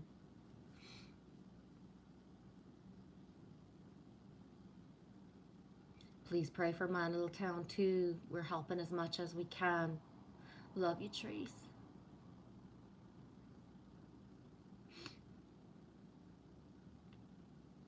Thanks, Homeless America, for sharing my... Hi, Simca. How's everything? Thanks for coming in. I do apologize. I'm super late in the chat. Hey, Wolf Dude, Mama Bear, can I get a card? I need a break first. I've been on for 85 minutes, yapping the whole freaking time. I gotta move first, Wolf Dude.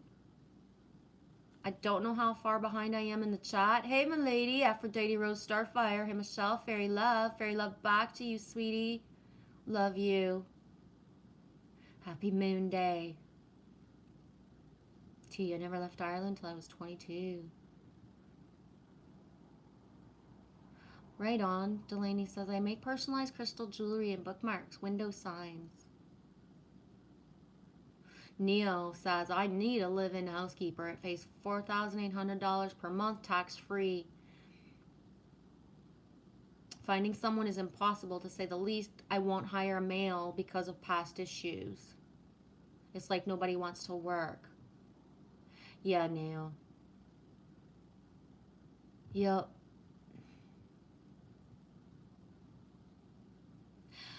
The only thing I can say, if you're still here, Neo, is the potential that the perfect person would be a male. And it's, when we've totally forgiven past issues, we don't even consider somebody else a package, right? Giving a chance to the soul.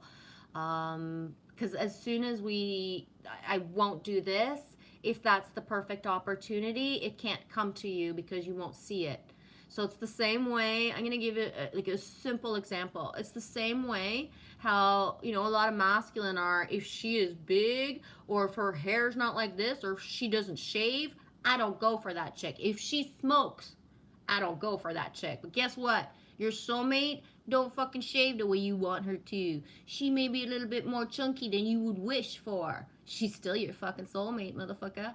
Right? You're gonna keep looking at all the skinny ladies who give no shits about you. You're gonna look your person in the eye someday because you take down the veils of the judgment of what you want in accepting somebody for who they are. Know what I'm saying? So it's the same for every single thing. I'm here to tell you, Neo, I've had to overcome my fucking fears of, I swear to fuck, I won't do this anymore, right? And guess what? I had to do it again. And for the experience to finish out better, right? My last 3 years of landlords has been hell. I ain't even said the stories out loud, right? Hell. And I swore I'd rather be fucking like anything but to ever have a male landlord again. Guess what? I got another male landlord this year. If I hadn't had him in my timelines, I would be homeless right now. No joke. So me trusted him. And he gave me a chance, right? When I was not up to date on rent. He gave me a chance. He gave me a chance. Anyone else had the potential, throw my fucking ass out. He didn't. So me overcoming the fear of I'm never going to have a male landlord again because of everything that happened, believe me, right? And then finally having the most ultimate angel because I allowed myself to, right? There was nowhere to move. Not many women take care of the fucking housing around here, right? You know why? Yeah.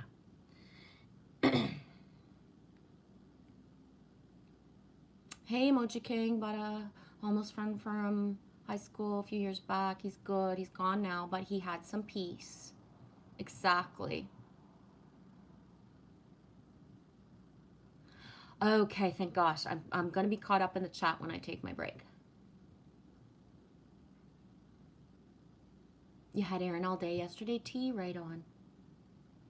Aphrodite Rose Starfire. Smokers tend to be the best people. Open minded.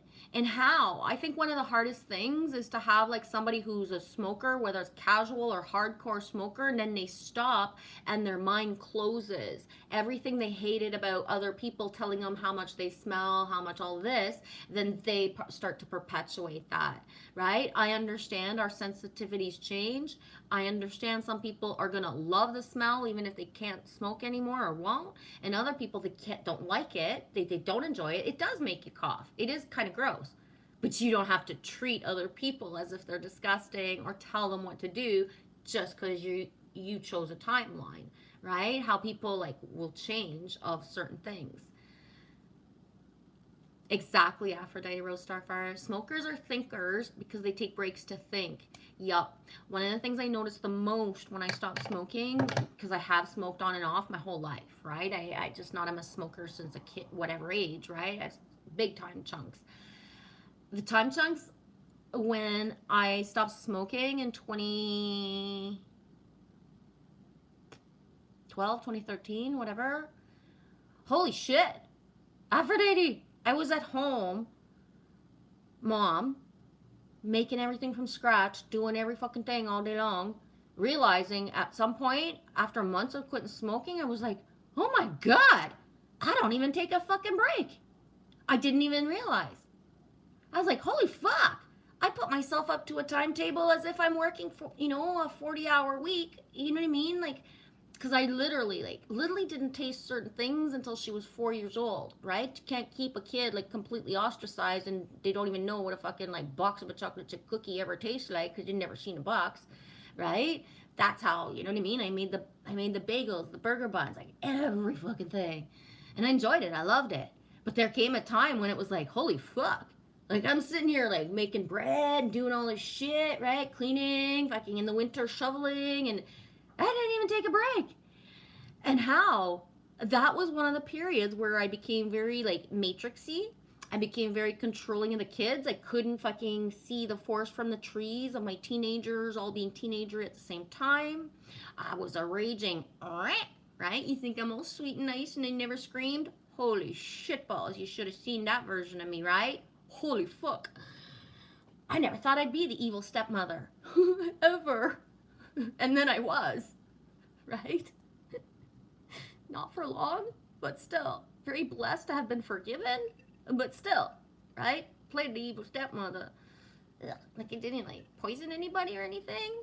I actually made good food, but I wasn't happy because I wasn't even thinking anymore. I was just producing, making, doing for everybody but me, right? It was crazy. Okay, I need to move around. I've been on for like, I don't even know, like 5 days without taking a breath.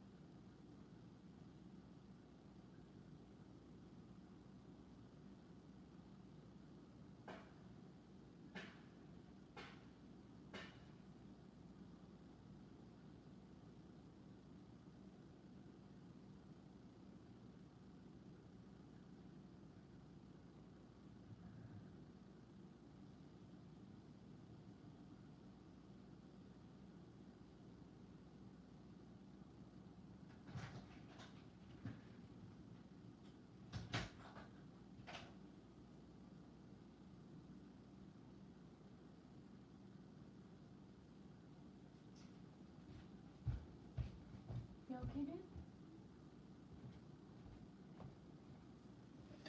Wolf dude, if you're still here, I'm just gonna grab a card.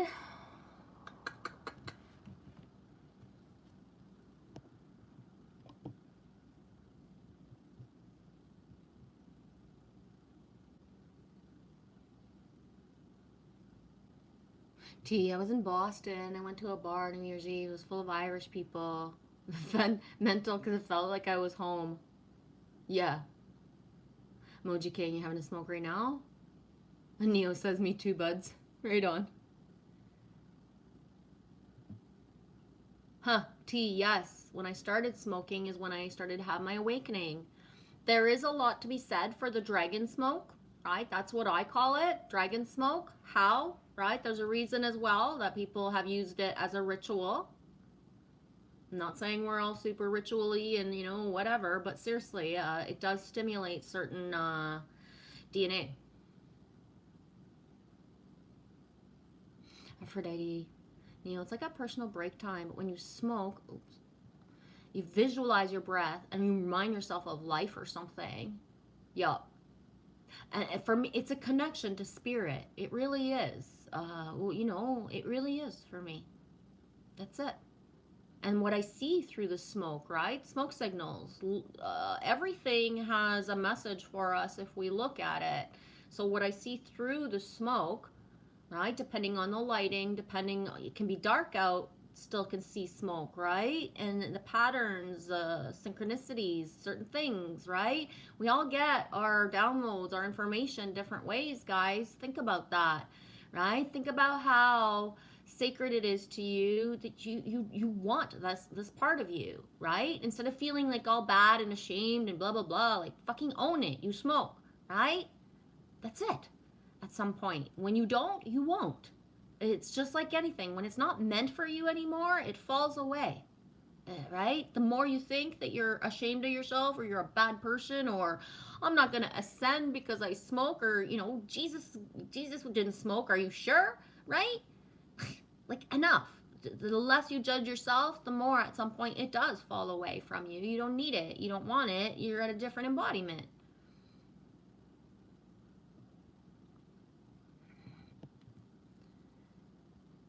"1970s Tiger. I gave up smoking a few years ago, but even now I still crave for one." Yeah.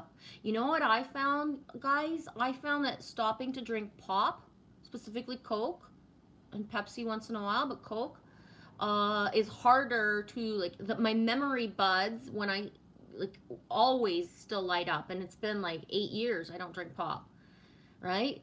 But my memory buds will still light up. Versus when I stop smoking after a certain timeline, couple months, certain cycle, I don't crave it anymore. It doesn't feel the same. I'll have the random maybe craving, but not the way that the imprinting of the Coke with certain food or the flavor of it. Meanwhile, I can't drink that shit. I don't put anything with bubbles inside of me or outside of me, right? I don't like bubbles.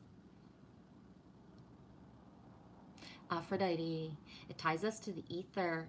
Yeah, needed a break. I think taking a couple days off, I come back on super yappy, right? Like just blah, blah, blah. Or it's just my mood today too, the energy, I don't know.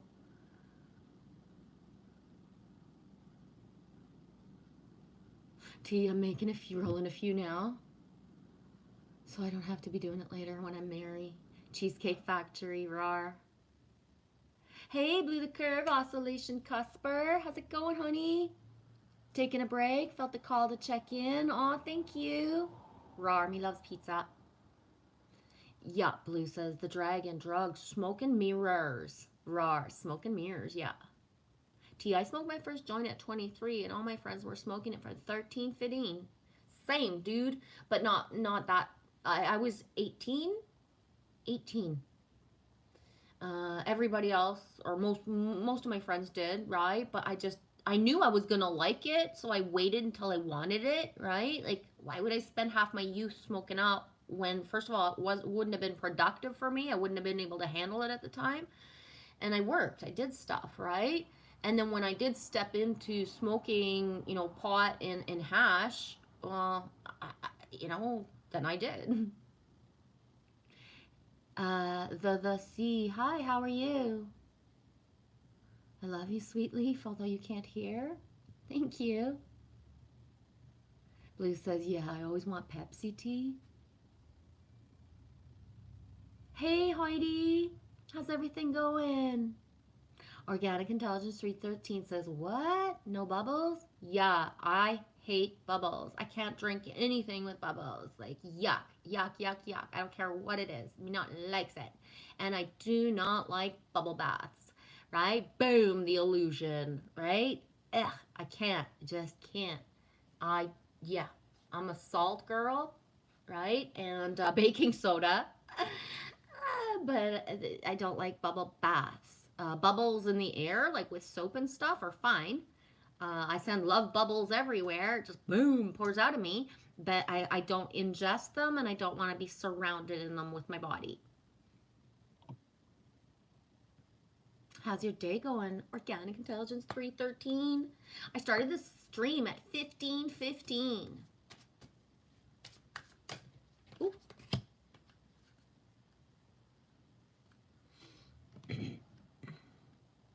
Emoji, first joint 1971, 12 years old, Panama Red. You actually remember? We stole it from a friend's brother, which we did repeatedly for years. Damn.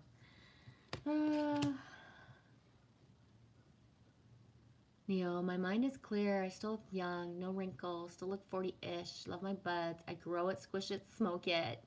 Cannabis saved my life after I was shot. Yeah. Heidi, I was thinking about blowing bubbles. Yes, blowing bubbles is cool. But I'm not like really addicted to it or anything, right? Like I don't always have a bubble thing in my life or lilies even.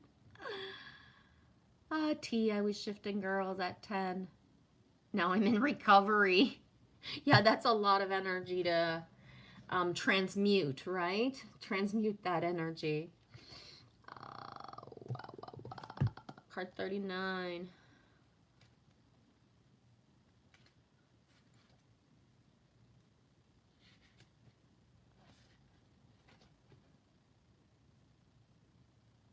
I'm doing okay, Heidi. I almost didn't stream. I was feeling like did you ever watch the movie 300? And when it's the scene where the messenger comes and then the king looks at the queen and she's like, and then he kicks the messenger in the pit even though you're not supposed to kill the messengers. I feel like that kind of energy today. Like don't fucking shoot the messenger because oh my gosh. Right? Oh my gosh. Feeling very antsy. There's storm energy around, but it's not popping here. So the air is thick and freaking humid. Really humid. It's not even super hot. It's just maybe 20, 21 degrees Celsius, right? But the air is super humid. So there's a thickness, just a thickness in the air. Sirens all night last night, even in the middle of the night, like from 2 to 5, 6 a.m., you know what I mean? Which is not common, right? Not common. So just a lot of tower moments going around everywhere. Feeling it big time. Last night the sirens were so close. I wouldn't have live streamed even if I could have. I didn't make any videos of the fire. And at one point I just looked at, somebody in my neighbor person and I was like, what the fuck? And he's like, well, somebody died, right? And I was like, fuck, if they didn't die at home, obviously. What the fuck? Like, when are the sirens gonna stop? Right? At some point, it was like, it was shocking there wasn't some sort of chase going on. It was so fucking surreal and close. Um, this being said, I've lived 3 incidents like last year where there was actual shootings, right? They call that an incident around here, and they never use the sirens once. So what happens is when the sirens pop off, it freaks me out because it's like, to me, I'm not stupid. It feels like a distraction from something else. So if the sirens are popping off here, there's more going on. There's more. It's bigger than that. That's what it feels like. Um, yeah. So, even had some creepy shit happen earlier where I saw something. It might be nothing, but I actually went to tell the neighbor. And I looked at him. I said,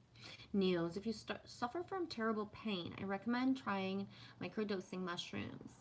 There are active studies, including the VA, that agreed that mushrooms help with many things, depression, pain, etc. Blue, yeah, I threw protection up immediately. Water and lightning, fire energy active. Yes, yes. Tracy asked for protection around Jackson, Mississippi. The flooding, where the flooding in Jackson has made it that people are in sirens. That people are in Trace B's city for safety. The evacuation of Jackson, Mississippi. Jackson has been a super huge sink in the last couple days, so it's just the whoa, right? Things are happening, things are amplified, right? A lot of tower moments, a lot of things, guys.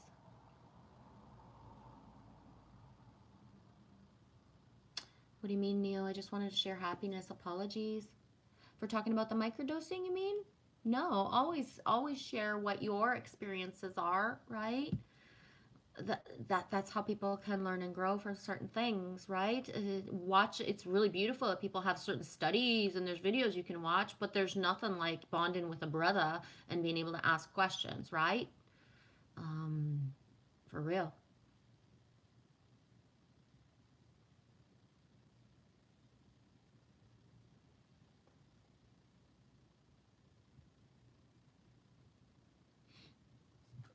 Yeah, that's the emoji that I always think of when I think of blue. Okay, let's get a dragon going.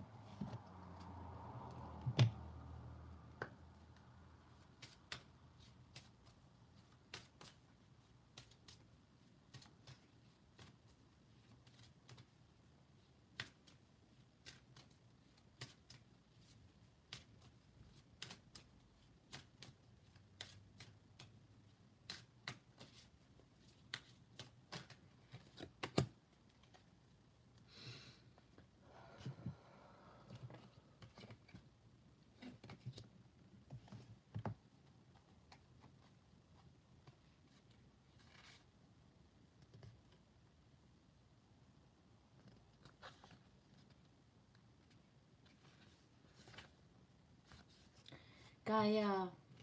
The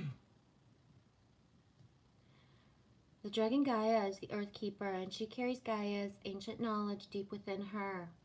She is one of the oldest dragons yet to come to Earth. I'm the etheric body of your planet, and I urge you to protect her and all who dwell upon her.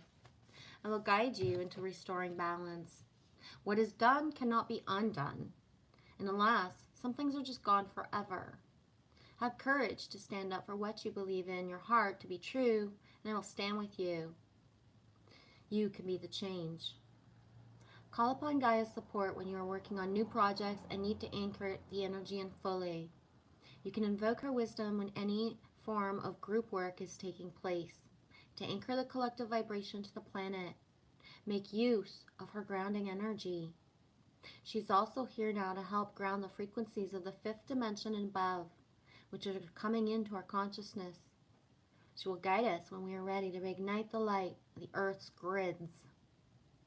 Deep healing this invokes will help Gaia and us as humans to build peace on Earth and a future that is sustainable.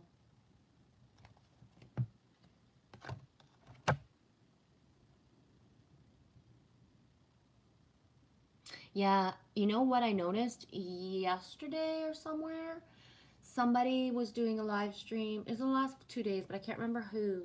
Somebody was doing a live stream where it's certain all or certain, I don't know, messages will pop up in their stream, right? Like a news kind of thing or whatever, like a blurb at the bottom. And I had put one of my yellow daisies, but then when I saw it on the screen of the other person, it comes up as a real daisy, like white with yellow center. And I was like, whoa, like I didn't know some people get my yellow daisy as a real daisy. Like that warmed my heart, right? I didn't know. So yeah, the way that the monarch butterfly was available for just a little bit of time last year. Remember that timeline, guys, where all of a sudden on YouTube you pressed on the emoji of a butterfly and it turned into a monarch. But now it's back to just a blue one for me on my phone. I only have the one option of the blue, right? There's not other color options. But yeah, how emojis show up different for other people, eh?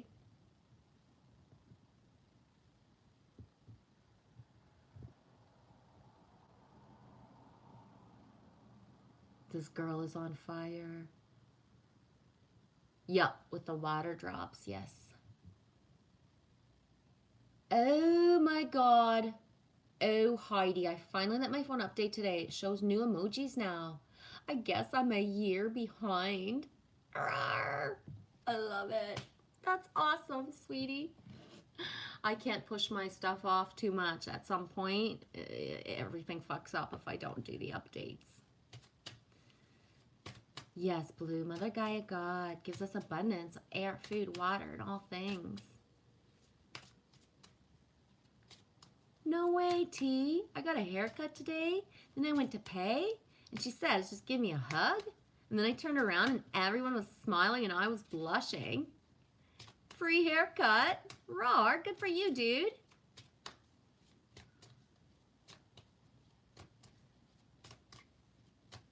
You saw the Monarch one before? Yeah, it only lasted a certain timeline. I don't remember. And then it was just done. You have the blue butterfly, same. Big surprise, says Blue. Yeah, I wish if I could choose one emoji that I could change colors would be the butterfly, because I have different colors with different people, but I'm only able to represent one in emoji speak, right? So it's like weird in a way. Everybody gets a blue butterfly, but some of us have different colors that are our thing. But whatever, it's just emoji speak, but still, it is what it is. Honeybee. Honeybee. Card number 6, reciprocity.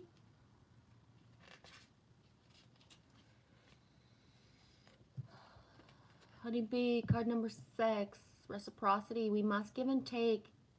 And if we make mistakes, we must try to make amends. The earth revolves around reciprocity to remain balanced and to grow. And as humans, we are part of this earth, so this applies to us all as well. Learn to work happily with others. It's important to learn to communicate effectively, as breakdowns in communication happen all the time. Communication breakdown.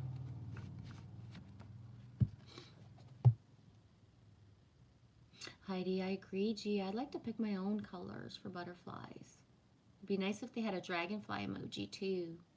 Yeah, I'll show you what I use. I do have an emoji that I use that represents a dragonfly to me, but it will also represent the bud. But depending on when I put it, that little bud dude will represent a dragonfly to me.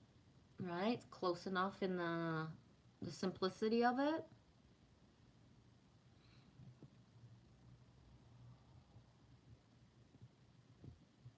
Oh my gosh.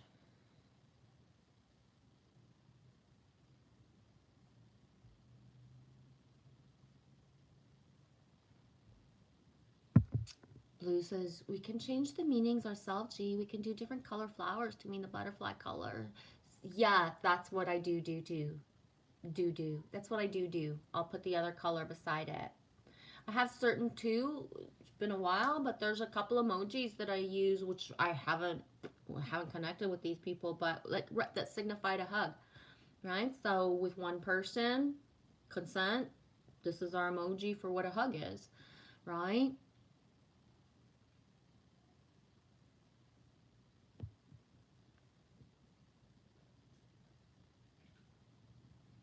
Yeah, the cute little eggs in a nest. Yeah. Oh my gosh, I can't believe you put the cute little eggs in a nest, because Annie sent those to me earlier. T, Jen, I had a butterfly land on my hand for 10 minutes recently. One landed on my foot, and I saved that one was panicking and they come to me in my dreams all this last month. No way. Even dream butterflies, T? Roy, that's amazing, dude. And the butterfly was blue and green. Neato. Huh. Dragon, butterflies that touch you in real life and come to you in dreams. Can't make this shit up, eh? I love it, T. Thanks for sharing that. Yeah, me too. Heidi says, yeah, I use that for herbs and the tree for bud. Sometimes I'll use the little, like that little green sprout, like for when growers are just starting to, you know, when they're talking about just planting, right? The little babies and baby buds.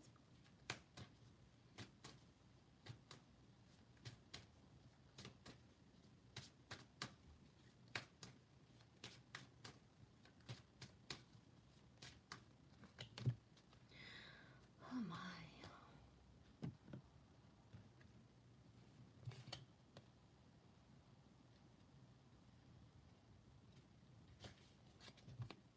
Gorilla, peace. To seek or negotiate for peace is a position of strength, not weakness. Choose peace rather than war. Strong leaders lead by example. The greatest kind of strength involves restraint. Do not judge a book by its cover. Again, same messages coming up. All important. All important. Especially the judging the book by its cover. Especially analyzing the books and the covers of other people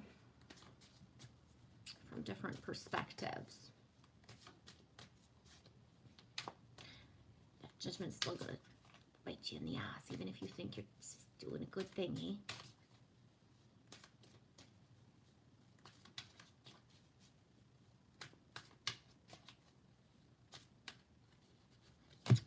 Two little messages come up. These are just short, simple little cards for the number, the colors.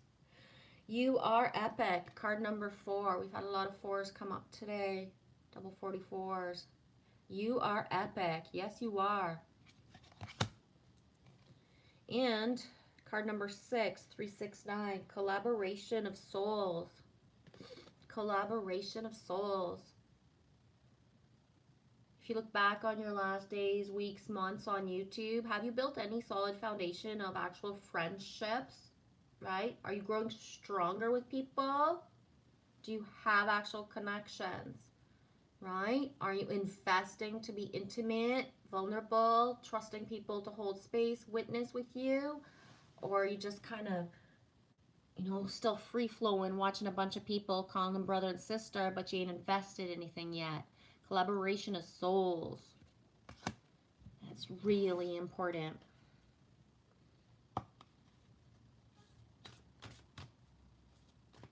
Get down on it. Blue says fire in the bowl. Puff, puff, puff. Yes, Heidi, for real? T, I tell children to hold out their finger and be still when a butterfly is near, and it always lands on them. Rawr. They will often, eh?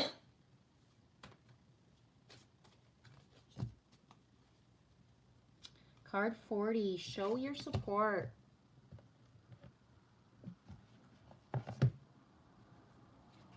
Another card 4, right? Just pulled another 4.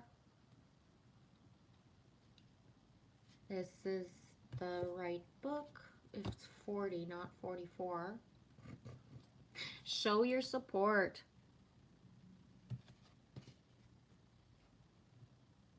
Take time to encourage colleagues, co-workers, families, friends. Be a strong shoulder, willing to volunteer and run around for people. Provide a safe place for another's concerns and feelings to be discussed. Be a good listener.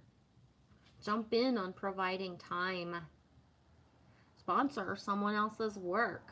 Encourage someone else's success. Share in people's success. Elevate others for their success. All of nature continually shows the value in creating a strong network. The trees provide shelter and support for many different inhabitants. We are a community, and when we support each other, everyone gains. Exactly. What helps one helps all. What hurts one hurts all.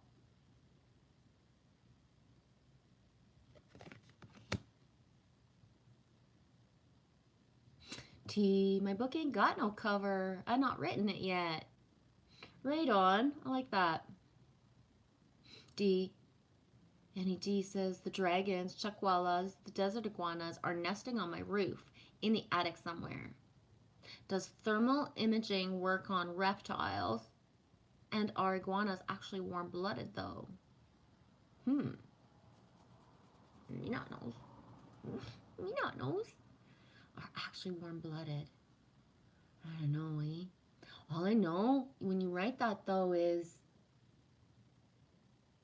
animals' DNA is upgrading as well. It's not just humans, right? Their DNA is crystallizing and changing as well. So, you know what I mean? The potential of anything that was taught and proven, it could be completely the opposite now, right? Yes, Heidi, it's when they're very young that the butterflies will come. Yep, exactly, because the belief in it is more prominent, so they're not doubting it at the same time. And then the energy, right? When I call for support, I always get some sort of insect or little baby, little tiny creature, right? It's the little things that support me the most and the fastest. If I scream for an angel, you can be sure there's a bug or an insect or a bird like within minutes or even faster sometimes, right? So yeah, the belief, the asking, the wanting it, right?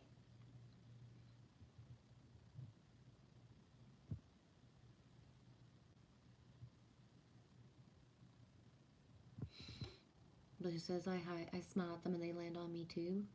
Yeah. Heidi, I've had butterflies, dragonflies, ladybugs, roly-polies. Yep, me too. I tend to want to have consent though, because a little bit like we were talking the other day, if something just tickles me randomly, especially because I will lose my hair a lot, right? So one random stray hair will drive me batshit. One. So if I feel like something feels like one of my hairs, sometimes my instinct to shoo it off me because it's a hair. Like even right now, there's a hair in my back. I can feel it. Just because I said it, one hair lit up in my back saying, ha ha! I'm not even joking. Yeah. So yeah, the consent, right?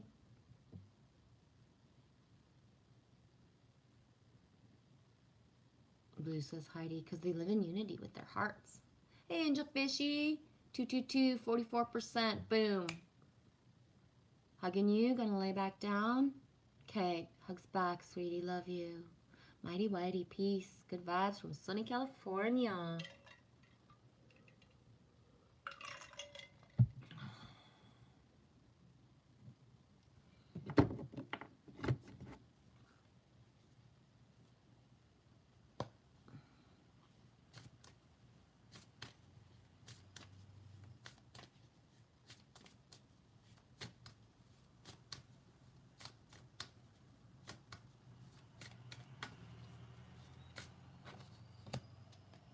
Back listening for a bit, Trace?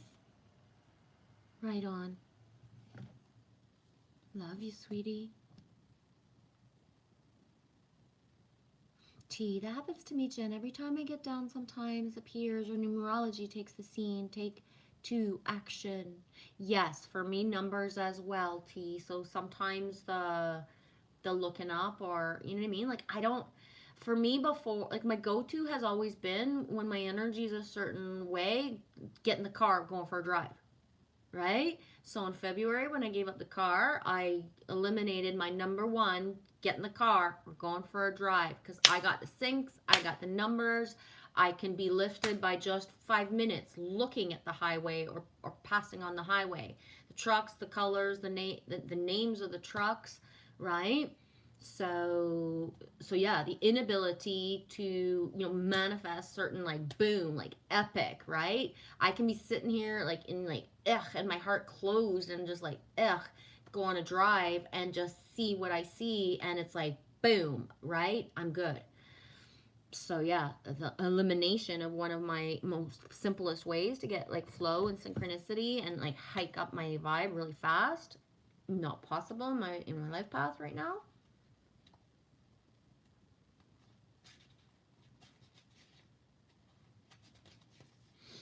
The Rose's Kiss. Card number 9. A lot of 369 energy today, and the 44 are the most prevalent numbers of the cards. The Rose's Kiss. Joy. Experiencing pleasure. Deep satisfaction and enjoyment. Desires acknowledged. Five sensory reality. I'm going to leave this card at that. The Rose's Kiss. Boom. Ladybug. Heidi, you had just written Ladybug. Ladybug's right here. Love it.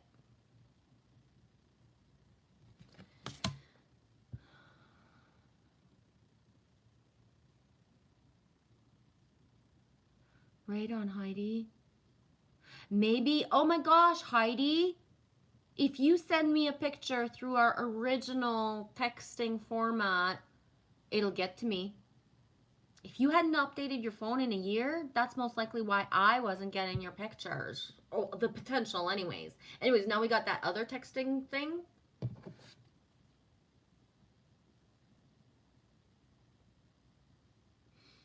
Blue. I'm not sure what you mean by that. Blue. Anyone else notice the synchronicity stuff only happens when engaged with the matrix? In nature, the signs are completely different. What do you mean? Like, I still have synchronicity, even, yeah, it's huge in nature. It's different for sure because, I mean, it can't be the same, but it's just as amplified. Like, my syncs in nature are so, like, the same as city syncs or whatever, that let's say I'm hiking a trail and we haven't crossed anybody all day.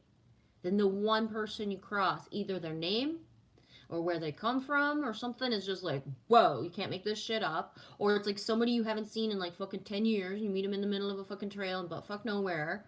Or, there's one fucking creek that actually has a sign on it that's like existing still, and it's your name, right? And your name ain't common in that area, type of thing, right? For me, it was like being in the middle of nowhere in Barrett Creek, Barrette, my last name, and off the path, and the sign was so old, and if we hadn't gone off the path, because it wasn't really on the trail, off the path, and then boom, there's my name in the middle of nowhere. Or if somebody's like running by, you know what I mean, or car off the, a road or something, and the song playing in the car is the last song before I shut my car off. Like, how? And or like, let's say I'm in, because I've been in places where we don't meet other people, right? I don't look for touristy areas. That's not where I hike, right? People go to Banff to go do shit. I go to the other stuff in the back that nobody knows those mountain names, right? It's not the trendy spots, right? But there's always something. One of my biggest wishes, when I watched Into the Wild, Chris McCandless's story, one of my biggest wishes is that someday I'd be in the middle of the woods or butt fuck nowhere, and I would find a trailer like he did. And that happened to me in my reality, right? It's happened to me, of that wish of, I wish someday, and it was not in a normal timeline of my life. It was the one timeline of my life where I was living out of a vehicle for a little bit, and then boom. So living out of the vehicle, rainforest, rain on and off because it's cold, and then wow, we found a trailer to just clean this bitch up. Table's still there, just, you know what I mean, and have basically like a tiny house without any, it was in the middle of nowhere. There was no electricity, there was nothing. But when you're living in your van and all your shit's in it and you can't pitch a tent because it's so rainy and stuff, it's not worth it. You're sleeping in the van. to have a whole accommodation of a trailer in the middle of nowhere. Like wishes come true in the middle of nowhere in ways that, right? Like how wishes come true in the middle of nowhere, how angels have come to me. I've said this before where it's like I don't manifest a mentor energy. I never have. I don't consider I have a fucking mentor ever. Not a living one, right? But I've had many angels come to me and or me to them. And how if I hadn't have been taking a like weird ass fucking like whoa and just detour and turn left, go right, go left, and I have no clue where I am, but boom, right? One of my life marker angels that if I had not met them, I wouldn't have believed in these times. I wouldn't have believed in my gifts, right? Certain abilities. When you meet a shaman, angel, oracle for real, and you have that can last 5 minutes or an hour, and it's a marker point for my life of right certain things for me.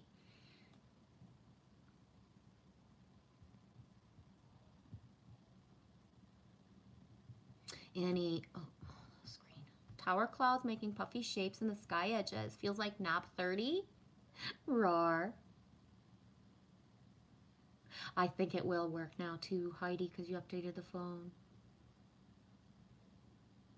Blue. So when you leave your home, you can go into the world of man, matrix, or the world of nature. It's so different.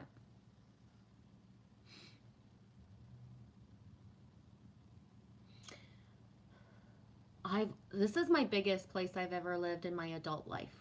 Right, Blue? So right now, me can validate what you say because I've never lived this shit.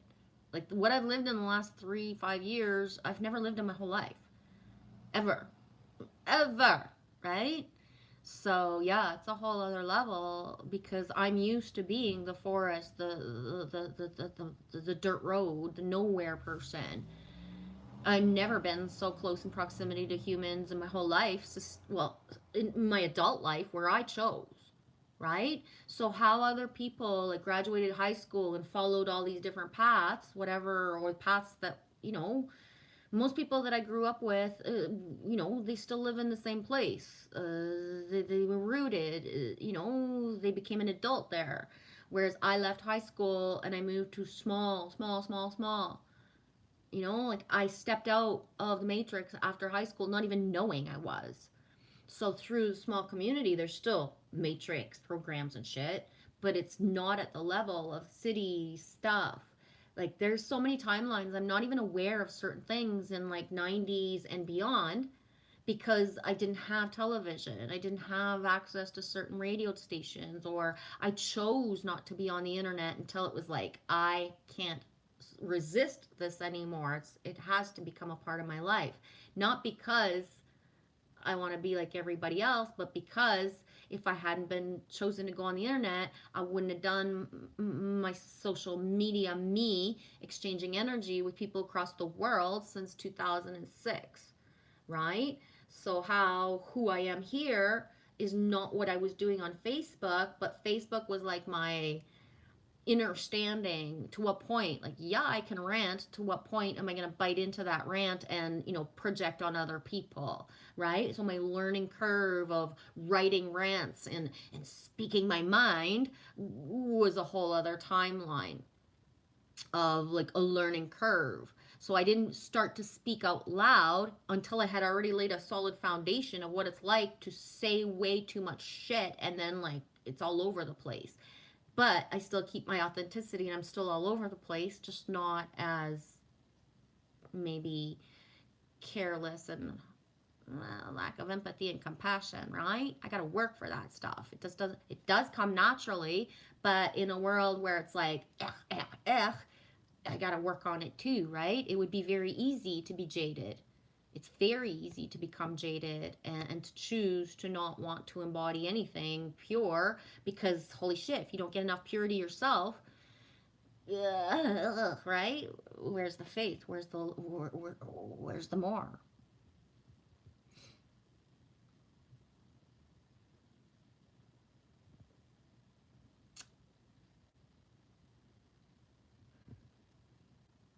Heidi, I have synchronized things more when in natural surrounding the most. Yeah. Like for me, I'm used to having certain animals come to a certain distance of me. It's just a part of my life path. So now living in the city where I am right here, it's completely possible for deer to come here downtown, but I'm not calling them. I'm telling them all the time, I love you, I miss you. Keep yourself safe. Don't come here.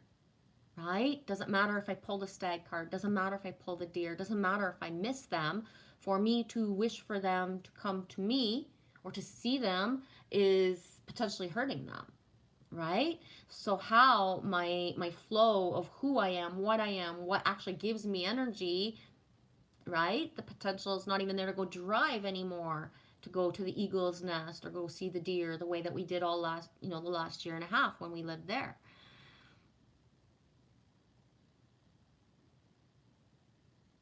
It's a whole other level for real though, Blue, to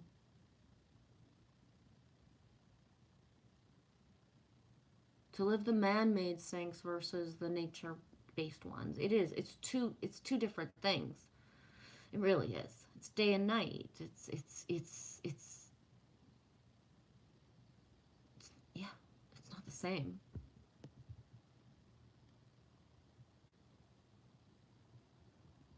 Yes, Heidi, where you say blue, yes, we choose. Exactly. We are the manifestors of our synchronicity, right? It's our highest self. It's us sending it to us, right? No outside source unless you are part of that and if you lay down and if that's what your belief system is, okay. But for me, I know I manifest my synchronicities. I know that I do, right? I have sent them to me. I highest me is the one, like, right. This being said, I have solid foundation with certain tribe who you all are sending, and we are consenting and we are exchanging back and forth our synchronicities all times to not lose our shit, right? So we're placed strategically across the world. We're supposed to be all fucking happy with where we are, but we're not. We wish we were together.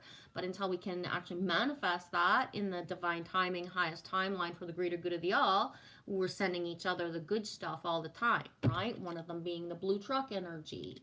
The butterflies we were talking about earlier, certain songs, right? Certain songs is like, boom, that's my brother, that's Heidi, that's this, that's somebody, right? And how is so big, so many of us connect to it, but others is just like it's like the one or the two. And it's not favoritism, it's the building of solid foundations. You can't have syncs flow in a pure way with somebody who does not consent and somebody who shuts their flow down. So you can sync and have a frequency with somebody where you are high as a kite. You think this is your ultimate fucking soulmate for whatever period of time. As soon as one shuts their heart down and is not open, forthright, honest, and hiding shit and blocking shit, boom, that shuts down the sync train as well, right? It's not the same anymore, right? So one day you're looking at stuff, you're all flowing with somebody's numbers and them and this and that. They shut down their heart. You do too. You have this altercation. They pissed you off. Whatever it is. They lied to you. Whatever. You lied to them, right? Doesn't matter who. As soon as you shut down, things change, right? They do. And that's why sometimes, it's like I say, like there are certain syncs that must flow into something different, because if you're still pissing your pants about seeing 1111, but you haven't about more numbers, well, you haven't learned or stepped into different embodiments of your own self. If you're still like, right, about certain things, because it flipped. Are you still gonna be happy about 1111? Yeah, it's one of your most ultimate. I have had 1111 since I was a kid, right? I didn't grow up and then all of a sudden read a spiritual book and somebody told me 1111. I was making wishes and knowing and feeling and connecting to 1111 before anybody ever became a fucking guru and wrote about it or had a TikTok or a YouTube channel, right? Innate knowing from within since a child. And how the 1111, how, when it came and went through my life, and how amplified it is, how sometimes it's a warning of this, sometimes it's, it's so different. You can't just go Google what a number means and then live by that. you must have your own innate knowing at some point, right? There's references to help pivot our inner keys to wake up to what they actually mean for us. Does that make sense? Blue, yeah, like there's signs in both realms, but the way they work are completely different. Yeah, yes. I grasp every the way what you were saying now. Yeah, they do. They're completely different. Heidi says it's amplified more when I'm not in the matrix. Never fails. Wherever I go, I get prime parking. Whatever parking I put into my vision manifesto, same. And the times if I've forgotten of that, how it can be like, oh shit, I everything was fine. I right, I manifested it all, but I forgot the parking spot. Yeah, that cracks me up because it's you know what I mean. The forgetting just to lay down that.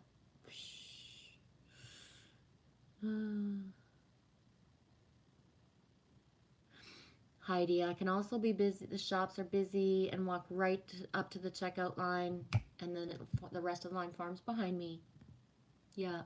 My only interaction with humans is actually going, to do groceries or going to grab a coffee. So I sometimes when I walk in right now and it's like not many faces to smile at, look at, or have any kind of flow with, it's kind of sad. It's like, damn, you know what I mean? Like, this is my only exchange with humans, and there's not a line today, right? There's nobody here.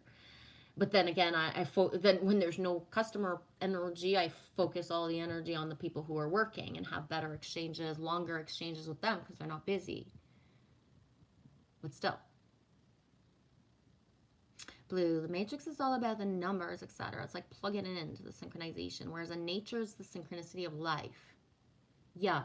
So for myself, for example, Heidi, I'm used to having turkey vulture hawk or turkey vulture eagle energy at all times, right? Look up and within 5 minutes I'll see one. That's it. It's part of my life, right? And now I don't have that. Yes, they come here. It's sporadic. It's not every day. And, I'm not here to change their fucking patterns and wish them to me all the time. That's just plain fucking wrong, right? That's selfish, right? We can manifest to what detriment, right? When you wish for something and then it's not its habitat. Careful what you wish for. It's important.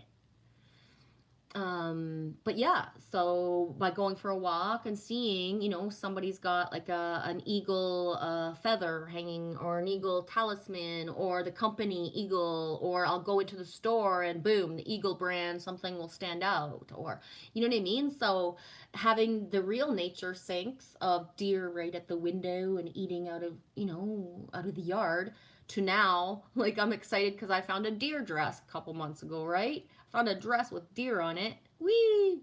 Because I don't have my real deer in my life. But hey, when I went to a thrift shop, what are the chances of finding a dress? I didn't count how many deer were on it. But that's just deers, right?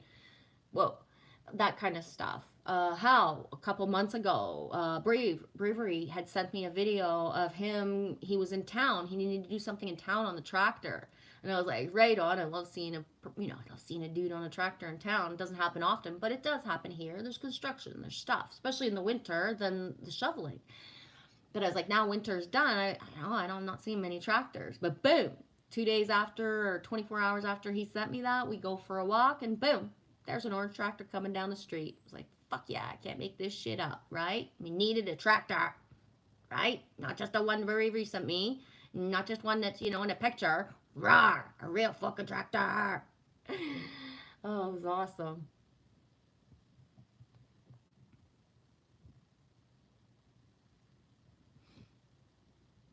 Heidi, my totals, cashier codes, all my receipts are always my numbers. Right on. T, I only noticed synchronicity in the last 2 years, but it was flirting me before that. Exactly. The syncs are always there. There's always the flow, just when people actually tune into it. So because I am a lifelong understanding synchronicity, maybe not even using the right word for it, right? I didn't use the right words for it for the longest time because they were my words. But the awareness right? When you have people in your life and they got synchronicity shitting out of their fucking, like, it's everywhere, right? They walk into work at the same fucking, like, all these number times, or, they're, when I would sign checks and it's like, how does she always get this number like this way? Or, you know what I mean? Like, all this stuff. How noticing other people's synchronicities that they might never even notice in this lifetime, being that kind of person, right? Or when, you're in a store and just the person talking out loud is the same thing that just said on the radio, and telling somebody, like, do you realize, like, she just said everything you just said? And teaching somebody about synchronicities by what you said, Heidi, right? When you go pay for something and your numbers, you don't just put your numbers in your pocket. You say, yay, right? It's a synchronicity. I got my numbers. Or does anybody else get 4444 all the time? Or, whoa, I can't believe it's 1111. And you know what I mean? And saying stuff out loud, not to preach about syncs, but just to pivot somebody into the awareness, like, oh yeah, that happens to me all the time too, right? The pivoting of other people. Heidi, when I turned to look, it was 44. I reversed the first time. Made me scream in joy. Trace B, you saying that makes me think of the road ahead is gray. Behind you is black. Rawr, yes. I sang Mary Mary, why you buggin'? First time noticed teenager. May not make sense, but to some, but to me it does. Yup. Whoa, yes, how the road, yeah. Loves you, Trace.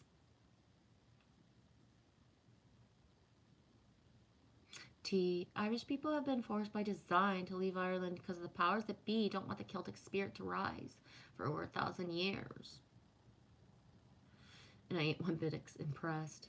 Yeah, just like people with with red hair are programmed to believe that their skin is fair, that the sun is going to hurt them. That is not how humans were conceived. That's part of the programming that has become intergenerational. So the skin did become like that, right? Certain skin types and everything. But I know many gingers who have shut that programming down and then flipped it around for themselves, right? So they lived a fair skinned life, told a certain thing, but then they flipped out of that paradigm of a program and live a completely different life with the sun gazing, and the sun on their skin, right?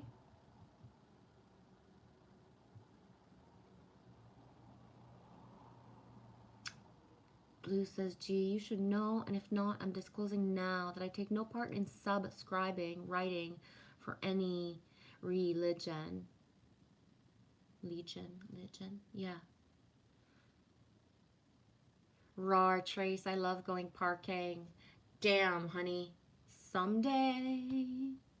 Can't remember what that's like, baby girl. Someday.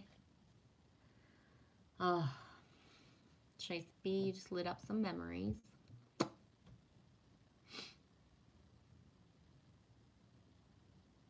Blue, less people equals more intimate or deeper connections. Exactly. Less is more. It's better to have quality than quantity. Yeah, my deer dress is awesome. I love it. Gentle Eve, loves you, Trace B. I go by knowing, and now I know. T, yeah. Blue, I followed a single doe, rare up this way, as they usually have their young around them. All summer, she would show up randomly. And I stopped everything to follow her. Usually had someone else with me to witness the experience. That's beautiful, Blue. And I miss my bear energy. Waking up to seeing tracks and just seeing them once in a while. I miss that.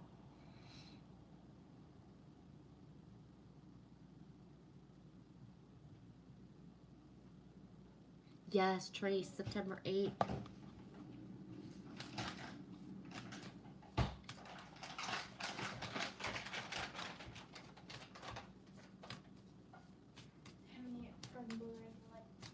T, September 2nd. Okay. Okay, if I forget birthdays on the days of, guys, please, I do say happy birthday now. Super love. Sometimes I can be the most dipshittiest person on the same day, right? Loves you guys. Close Encounters, card number 10. I'm going to read this and then I'm going to need a little bit of a break. I need to move. Hubby's home. Cool beans. Enjoy your dudes, sweetie. Happy Monday night, guys. It's Monday? Yes. So card 10, Close Encounters. Vulnerability is a strength. Letting others see your wounds as well as your strengths. Setting healthy boundaries. This is a time of connection that asks for you to be vulnerable and authentic. Let go of your social masks and constructs that you use to keep yourself apart from others. Lower your shields and allow yourself to step up into a dance of intimacy. When you become close to people, you remind yourself that you are not alone. You're part of a beautiful, meaningful bond. Bond, James Bond. At a deep spiritual level, there's so many lessons offered to you in closeness. At a social level, intimate relationships help you ignite the spark of life that is the power of affinity. You flourish as a result of offering emotional honesty, a true desire for equality, love, friendship, and laughter. Yeah, there's a little list of what you got to put forth as an effort, right? To have some sort of solid foundation, consistency. We are not meant to be alone. It's sometimes we're wounded and we build walls around ourselves so we don't get hurt again. And I'm going to be really honest, as beautiful as the cards really are, guess what, guys? 3/4 of the path right now and in the last years has been, wee, your heart's wide open and you're still going to get hurt again, right? It's not about rebuilding the walls. It's about using your discernment better, right? Whatever the wee and then crash and it feels like you got to put your walls up. There was always the red flags. You always didn't use your discernment, and you were warned. You knew you were warned that certain patterns, certain things were going to happen, right? Me knows I'm an expert at seeing other people's or seeing red flags everywhere, but my own. And even if I get the little nudge, it's like, but I'm so excited to have somebody to talk to. I don't care. The flag is really pretty. It's just small and red. Right? It's just small and red. This person's not evil. They're not bad. They're not a narcissist. They're not a sociopath, right? They're not fucking trying to kill me. There's just a little red flag. Wrong again, Genevieve. Wrong again. Right? This is a beautiful opportunity to allow your vulnerability to be your strength as you choose to live in integrity and without artifice. Even in your work life, this mode of connection allows you to be truly present. Itchy knows when you live this way, everything and everyone thrives. You have no need to defend yourself when you're being truly and utterly you, right? You've got nothing to prove. Nothing. Just be you. You don't have to explain it or validate it. Those that love you don't need it, right? The rest, fluff.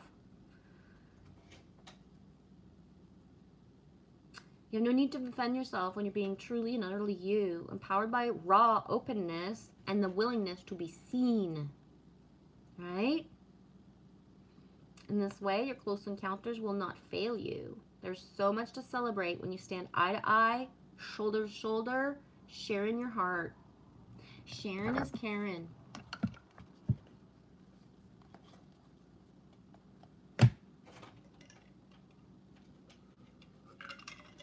I'm going to move around a little bit, and then we'll see for how much longer. I don't know how long I've been streaming for real.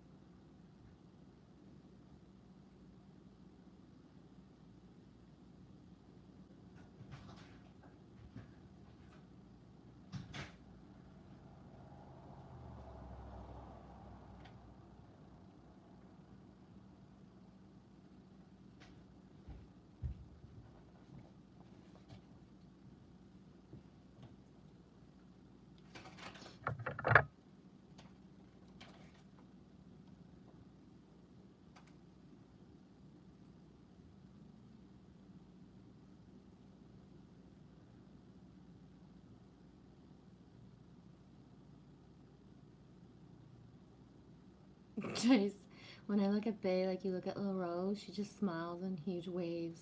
She asks why I'm always looking at her. Because I like to look at you. Yeah. Yeah. That little glow and stuff, eh? Oliver, September 14th, yeah. Zoe's the 27th.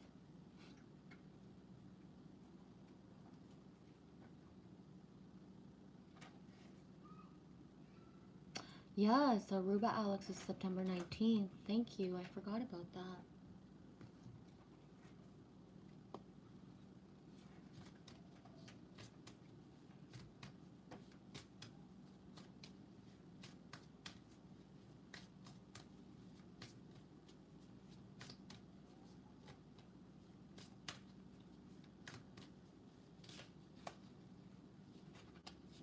Yeah.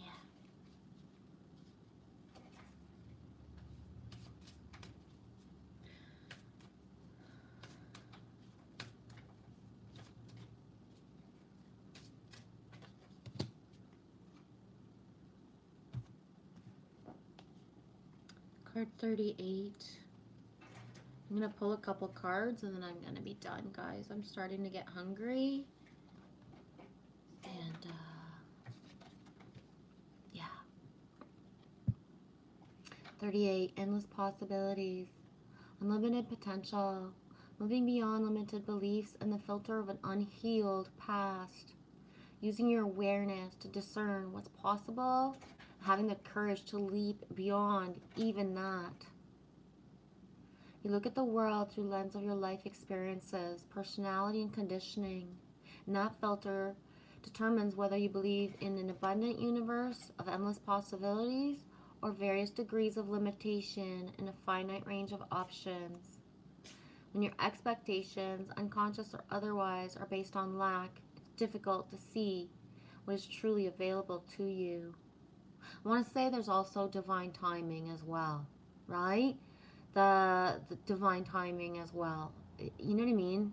At some point today, ask yourself, what do you believe? Are there limitless potential outcomes to align your energy with? Do you know intuitively that there's more to life than meets the eye? And are you willing to act on that knowledge? As you believe, so will it be for you, as your energy will attract its match in the outer world. Conditions meet expectations. I don't always believe that's to be true. I find that a lot of people get sent. How I was thinking about this outside. How, people who do trickery and fuckery are at it. They're in action, right? Liars be lying, players be playing. The people with the purest hearts still are like kind of hidden and within, thinking I ain't worthy, or I ain't this, or I gotta heal this, or I ain't perfect. But it's like, holy fuck, would take a couple of pure hearts everywhere a little bit, actually embodying, instead of just listening, watching, and waiting to see what will happen. Because guess what?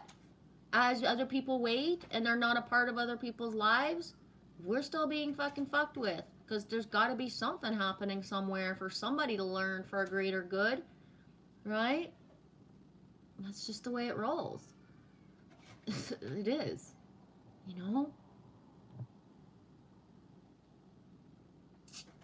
I'm gonna leave it at that.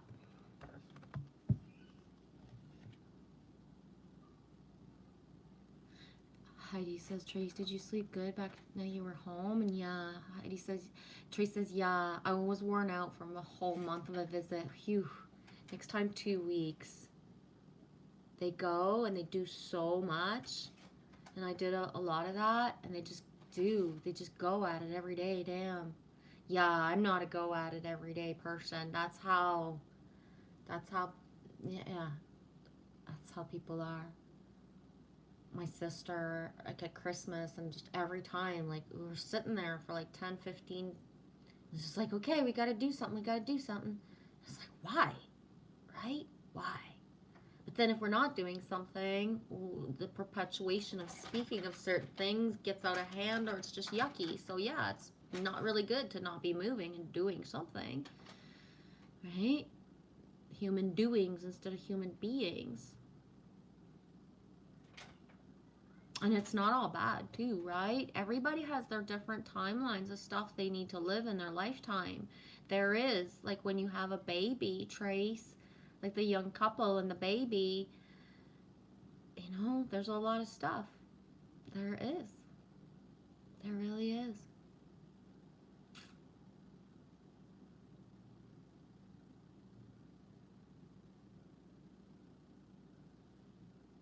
Heidi, I used to be like that. Just go, go, go.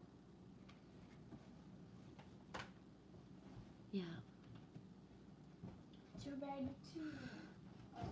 Memories. Heidi's, people do not know what to do with themselves if they're not doing something. On some level, but some people really do love what they're doing. Really, you know what I mean, Heidi? Like there's such a difference to somebody who's like super passionate and outgoing and they just do a lot of shit. They really do, right? And like love it, enjoy it. It's just a whole other level when people wake up in the morning and say, "Oh my God, I can't believe we have to go do this today," and then they do it anyway, even if they're saying, "Oh my God, I can't believe I have to go do this." That's the different part, right? Trace B was like, "Oh my God, just let me lay here today." Yeah. Say, I'm not a big action mover, shaker person, but when I am, let's go, right? But otherwise, there's a lot of downtime with me, Trace. These are mini frozen blueberries. They're smaller? Huh? Your mouth matches your shirt. Shut up.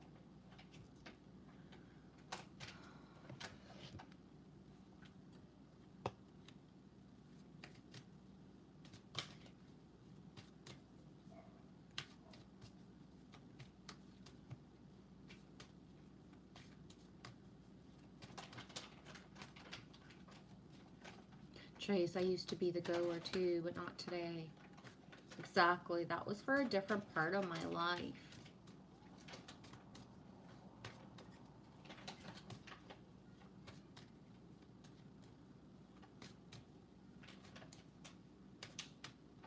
It doesn't say anywhere that they're mini.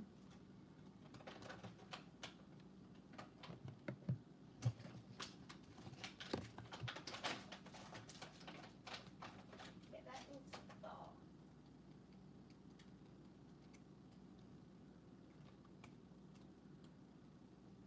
Dog 65, divine service. How can you serve yourself better? Dogs bring unconditional love. They teach us how to strengthen bonds, to open up and receive love. They are deeply clairsentient beings, feeling when they are needed. And they come to you to help heal certain aspects of your heart. This is part of their service. Dog asks you, how can you be of service to yourself and others?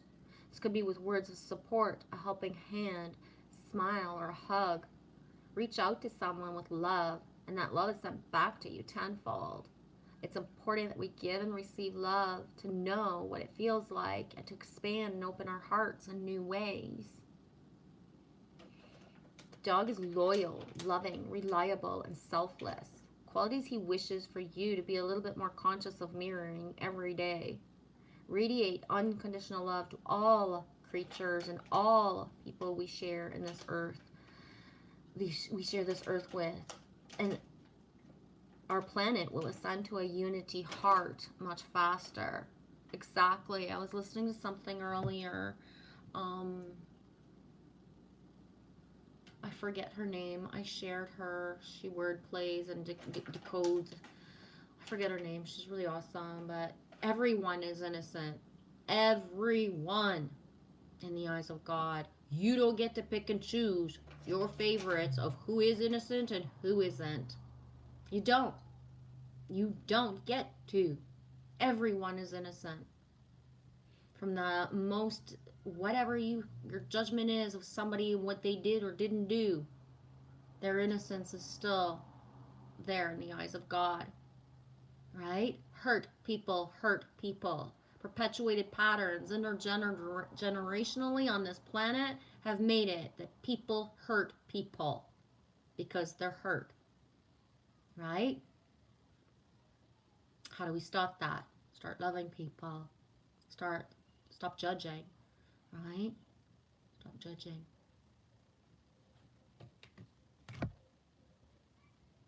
Hey, Druzy, sorry I said it wrong. Welcome in. Welcome in, welcome in. Found Druzy through Mighty Whitey. Welcome in, thanks for coming in. I think I might pull one little card.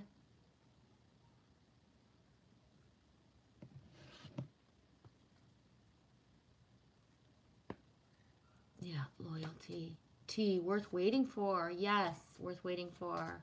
Druzy, bangarang. Like you can't fly, you can't fight, and you can't crow. Bangarang. Yes.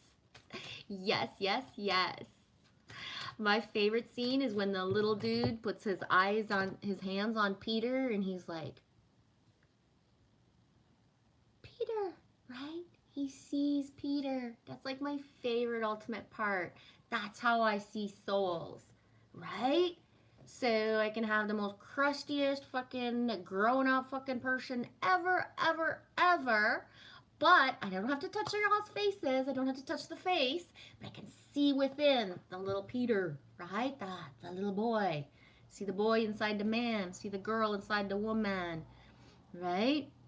Energy, frequency, doesn't lie. The soul, spark, aspect is always there. It's brighter than the yucky shit that people do, right? Especially when you step back. Okay, so somebody's pure evil to you, they hurt you, but ultimately, if you look at it from the higher perspective, why everything that had to happen the way that it did, and the understanding that, you know what I mean? This person served their soul contract and honored it. So whether it was a good thing or a bad thing that happened, the soul aspect, the contracts that were meant to be lived out, right?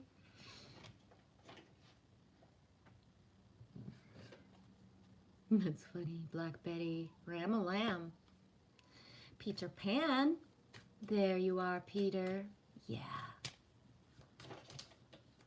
Yeah. I love using as well, Druzy, for the example of how the food fight scene, right? When Peter doesn't believe there's food on the table, there's no food on the table. But when Peter grabs the spoon and he wants to throw something in Rufio's face, he wants that to happen.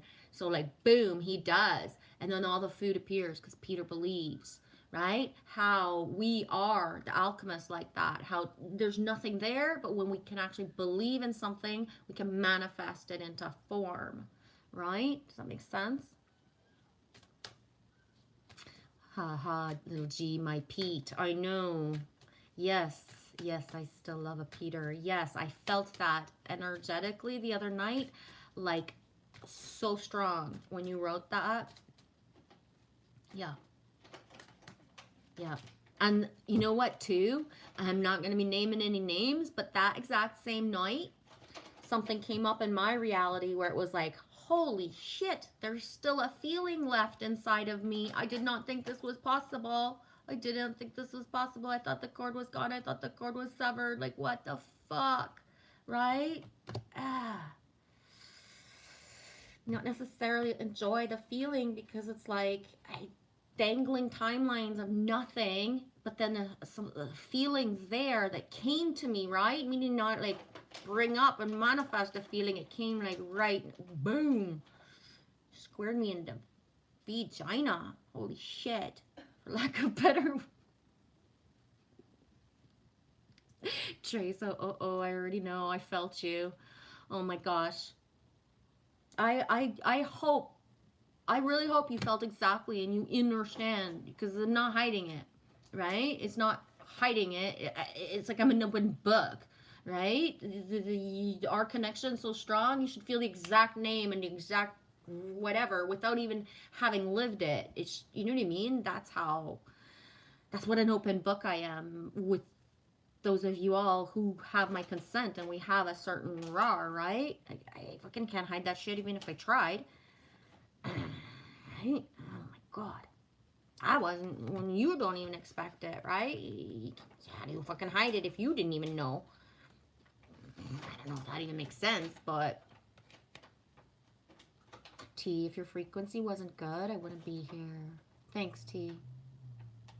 Yes, Druzy, the food fight scene is amazing. Hook is such a creative movie. And yes, I understand what you're saying. Yeah, that movie has been like a sink and a flow for me all my life, and like certain things and how like just I needed just certain things, right? Just like we were saying the other day, when the little girl said, "You need a mommy hug," like, right? You need a mommy hug, and that's the thing with this whole world. We're in a whole motherless fucking world. Right? Okay, so you had a mom. Were you mothered? Were you cherished? The mother hug, right? The ultimate home. Not conditional, not dangled. You don't have to be a good boy. You don't have to be a good girl and sit pretty. The ultimate mother love that never goes away, right?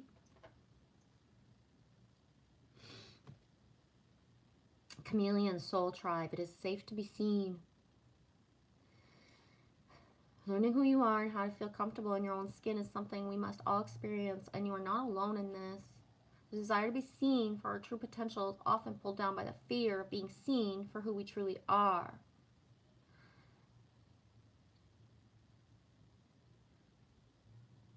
I'm going to leave it at that.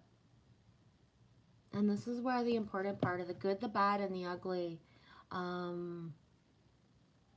Authenticity can't just drop everybody because we don't think the same.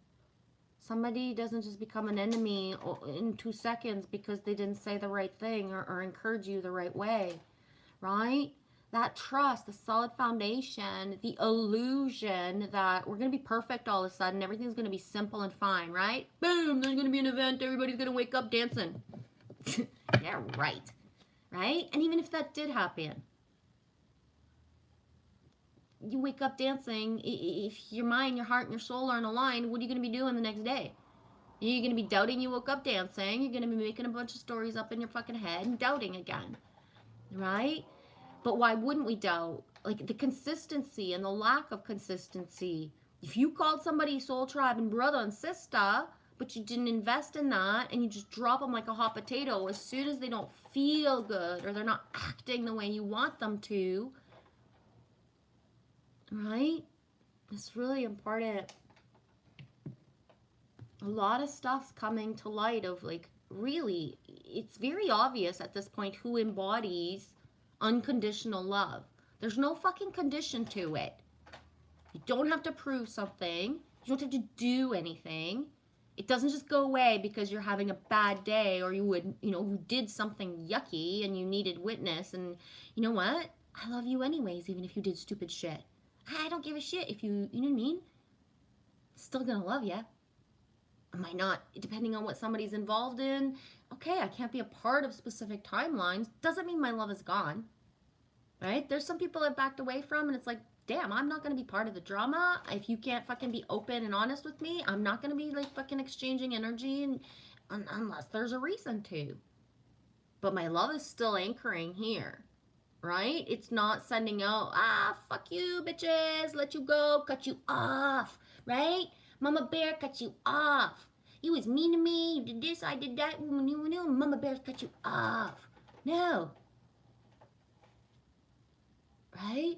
Everybody's got their different timelines. Divine intervention comes in when we're in certain timelines with certain like people, and we're meant to find other people because we are starting maybe a codependent pattern that we don't even see. It's not interdependent anymore. It's become codependent. You'll be stripped of that timeline. How? Isn't to build up a wall of they did this, they did that, and I'm not going to open my heart, and then all men are pigs, and all women are this, and all everybody's that, right? Okay. Anyways. Okay, I'm gonna end it at this. Loves you guys. Thanks for thanks for everything. Thanks for everything. Sharing is caring. Thanks for sharing your time all together. Rocket Man, I said it, I meant it. Rocket Queen. Use your illusion too.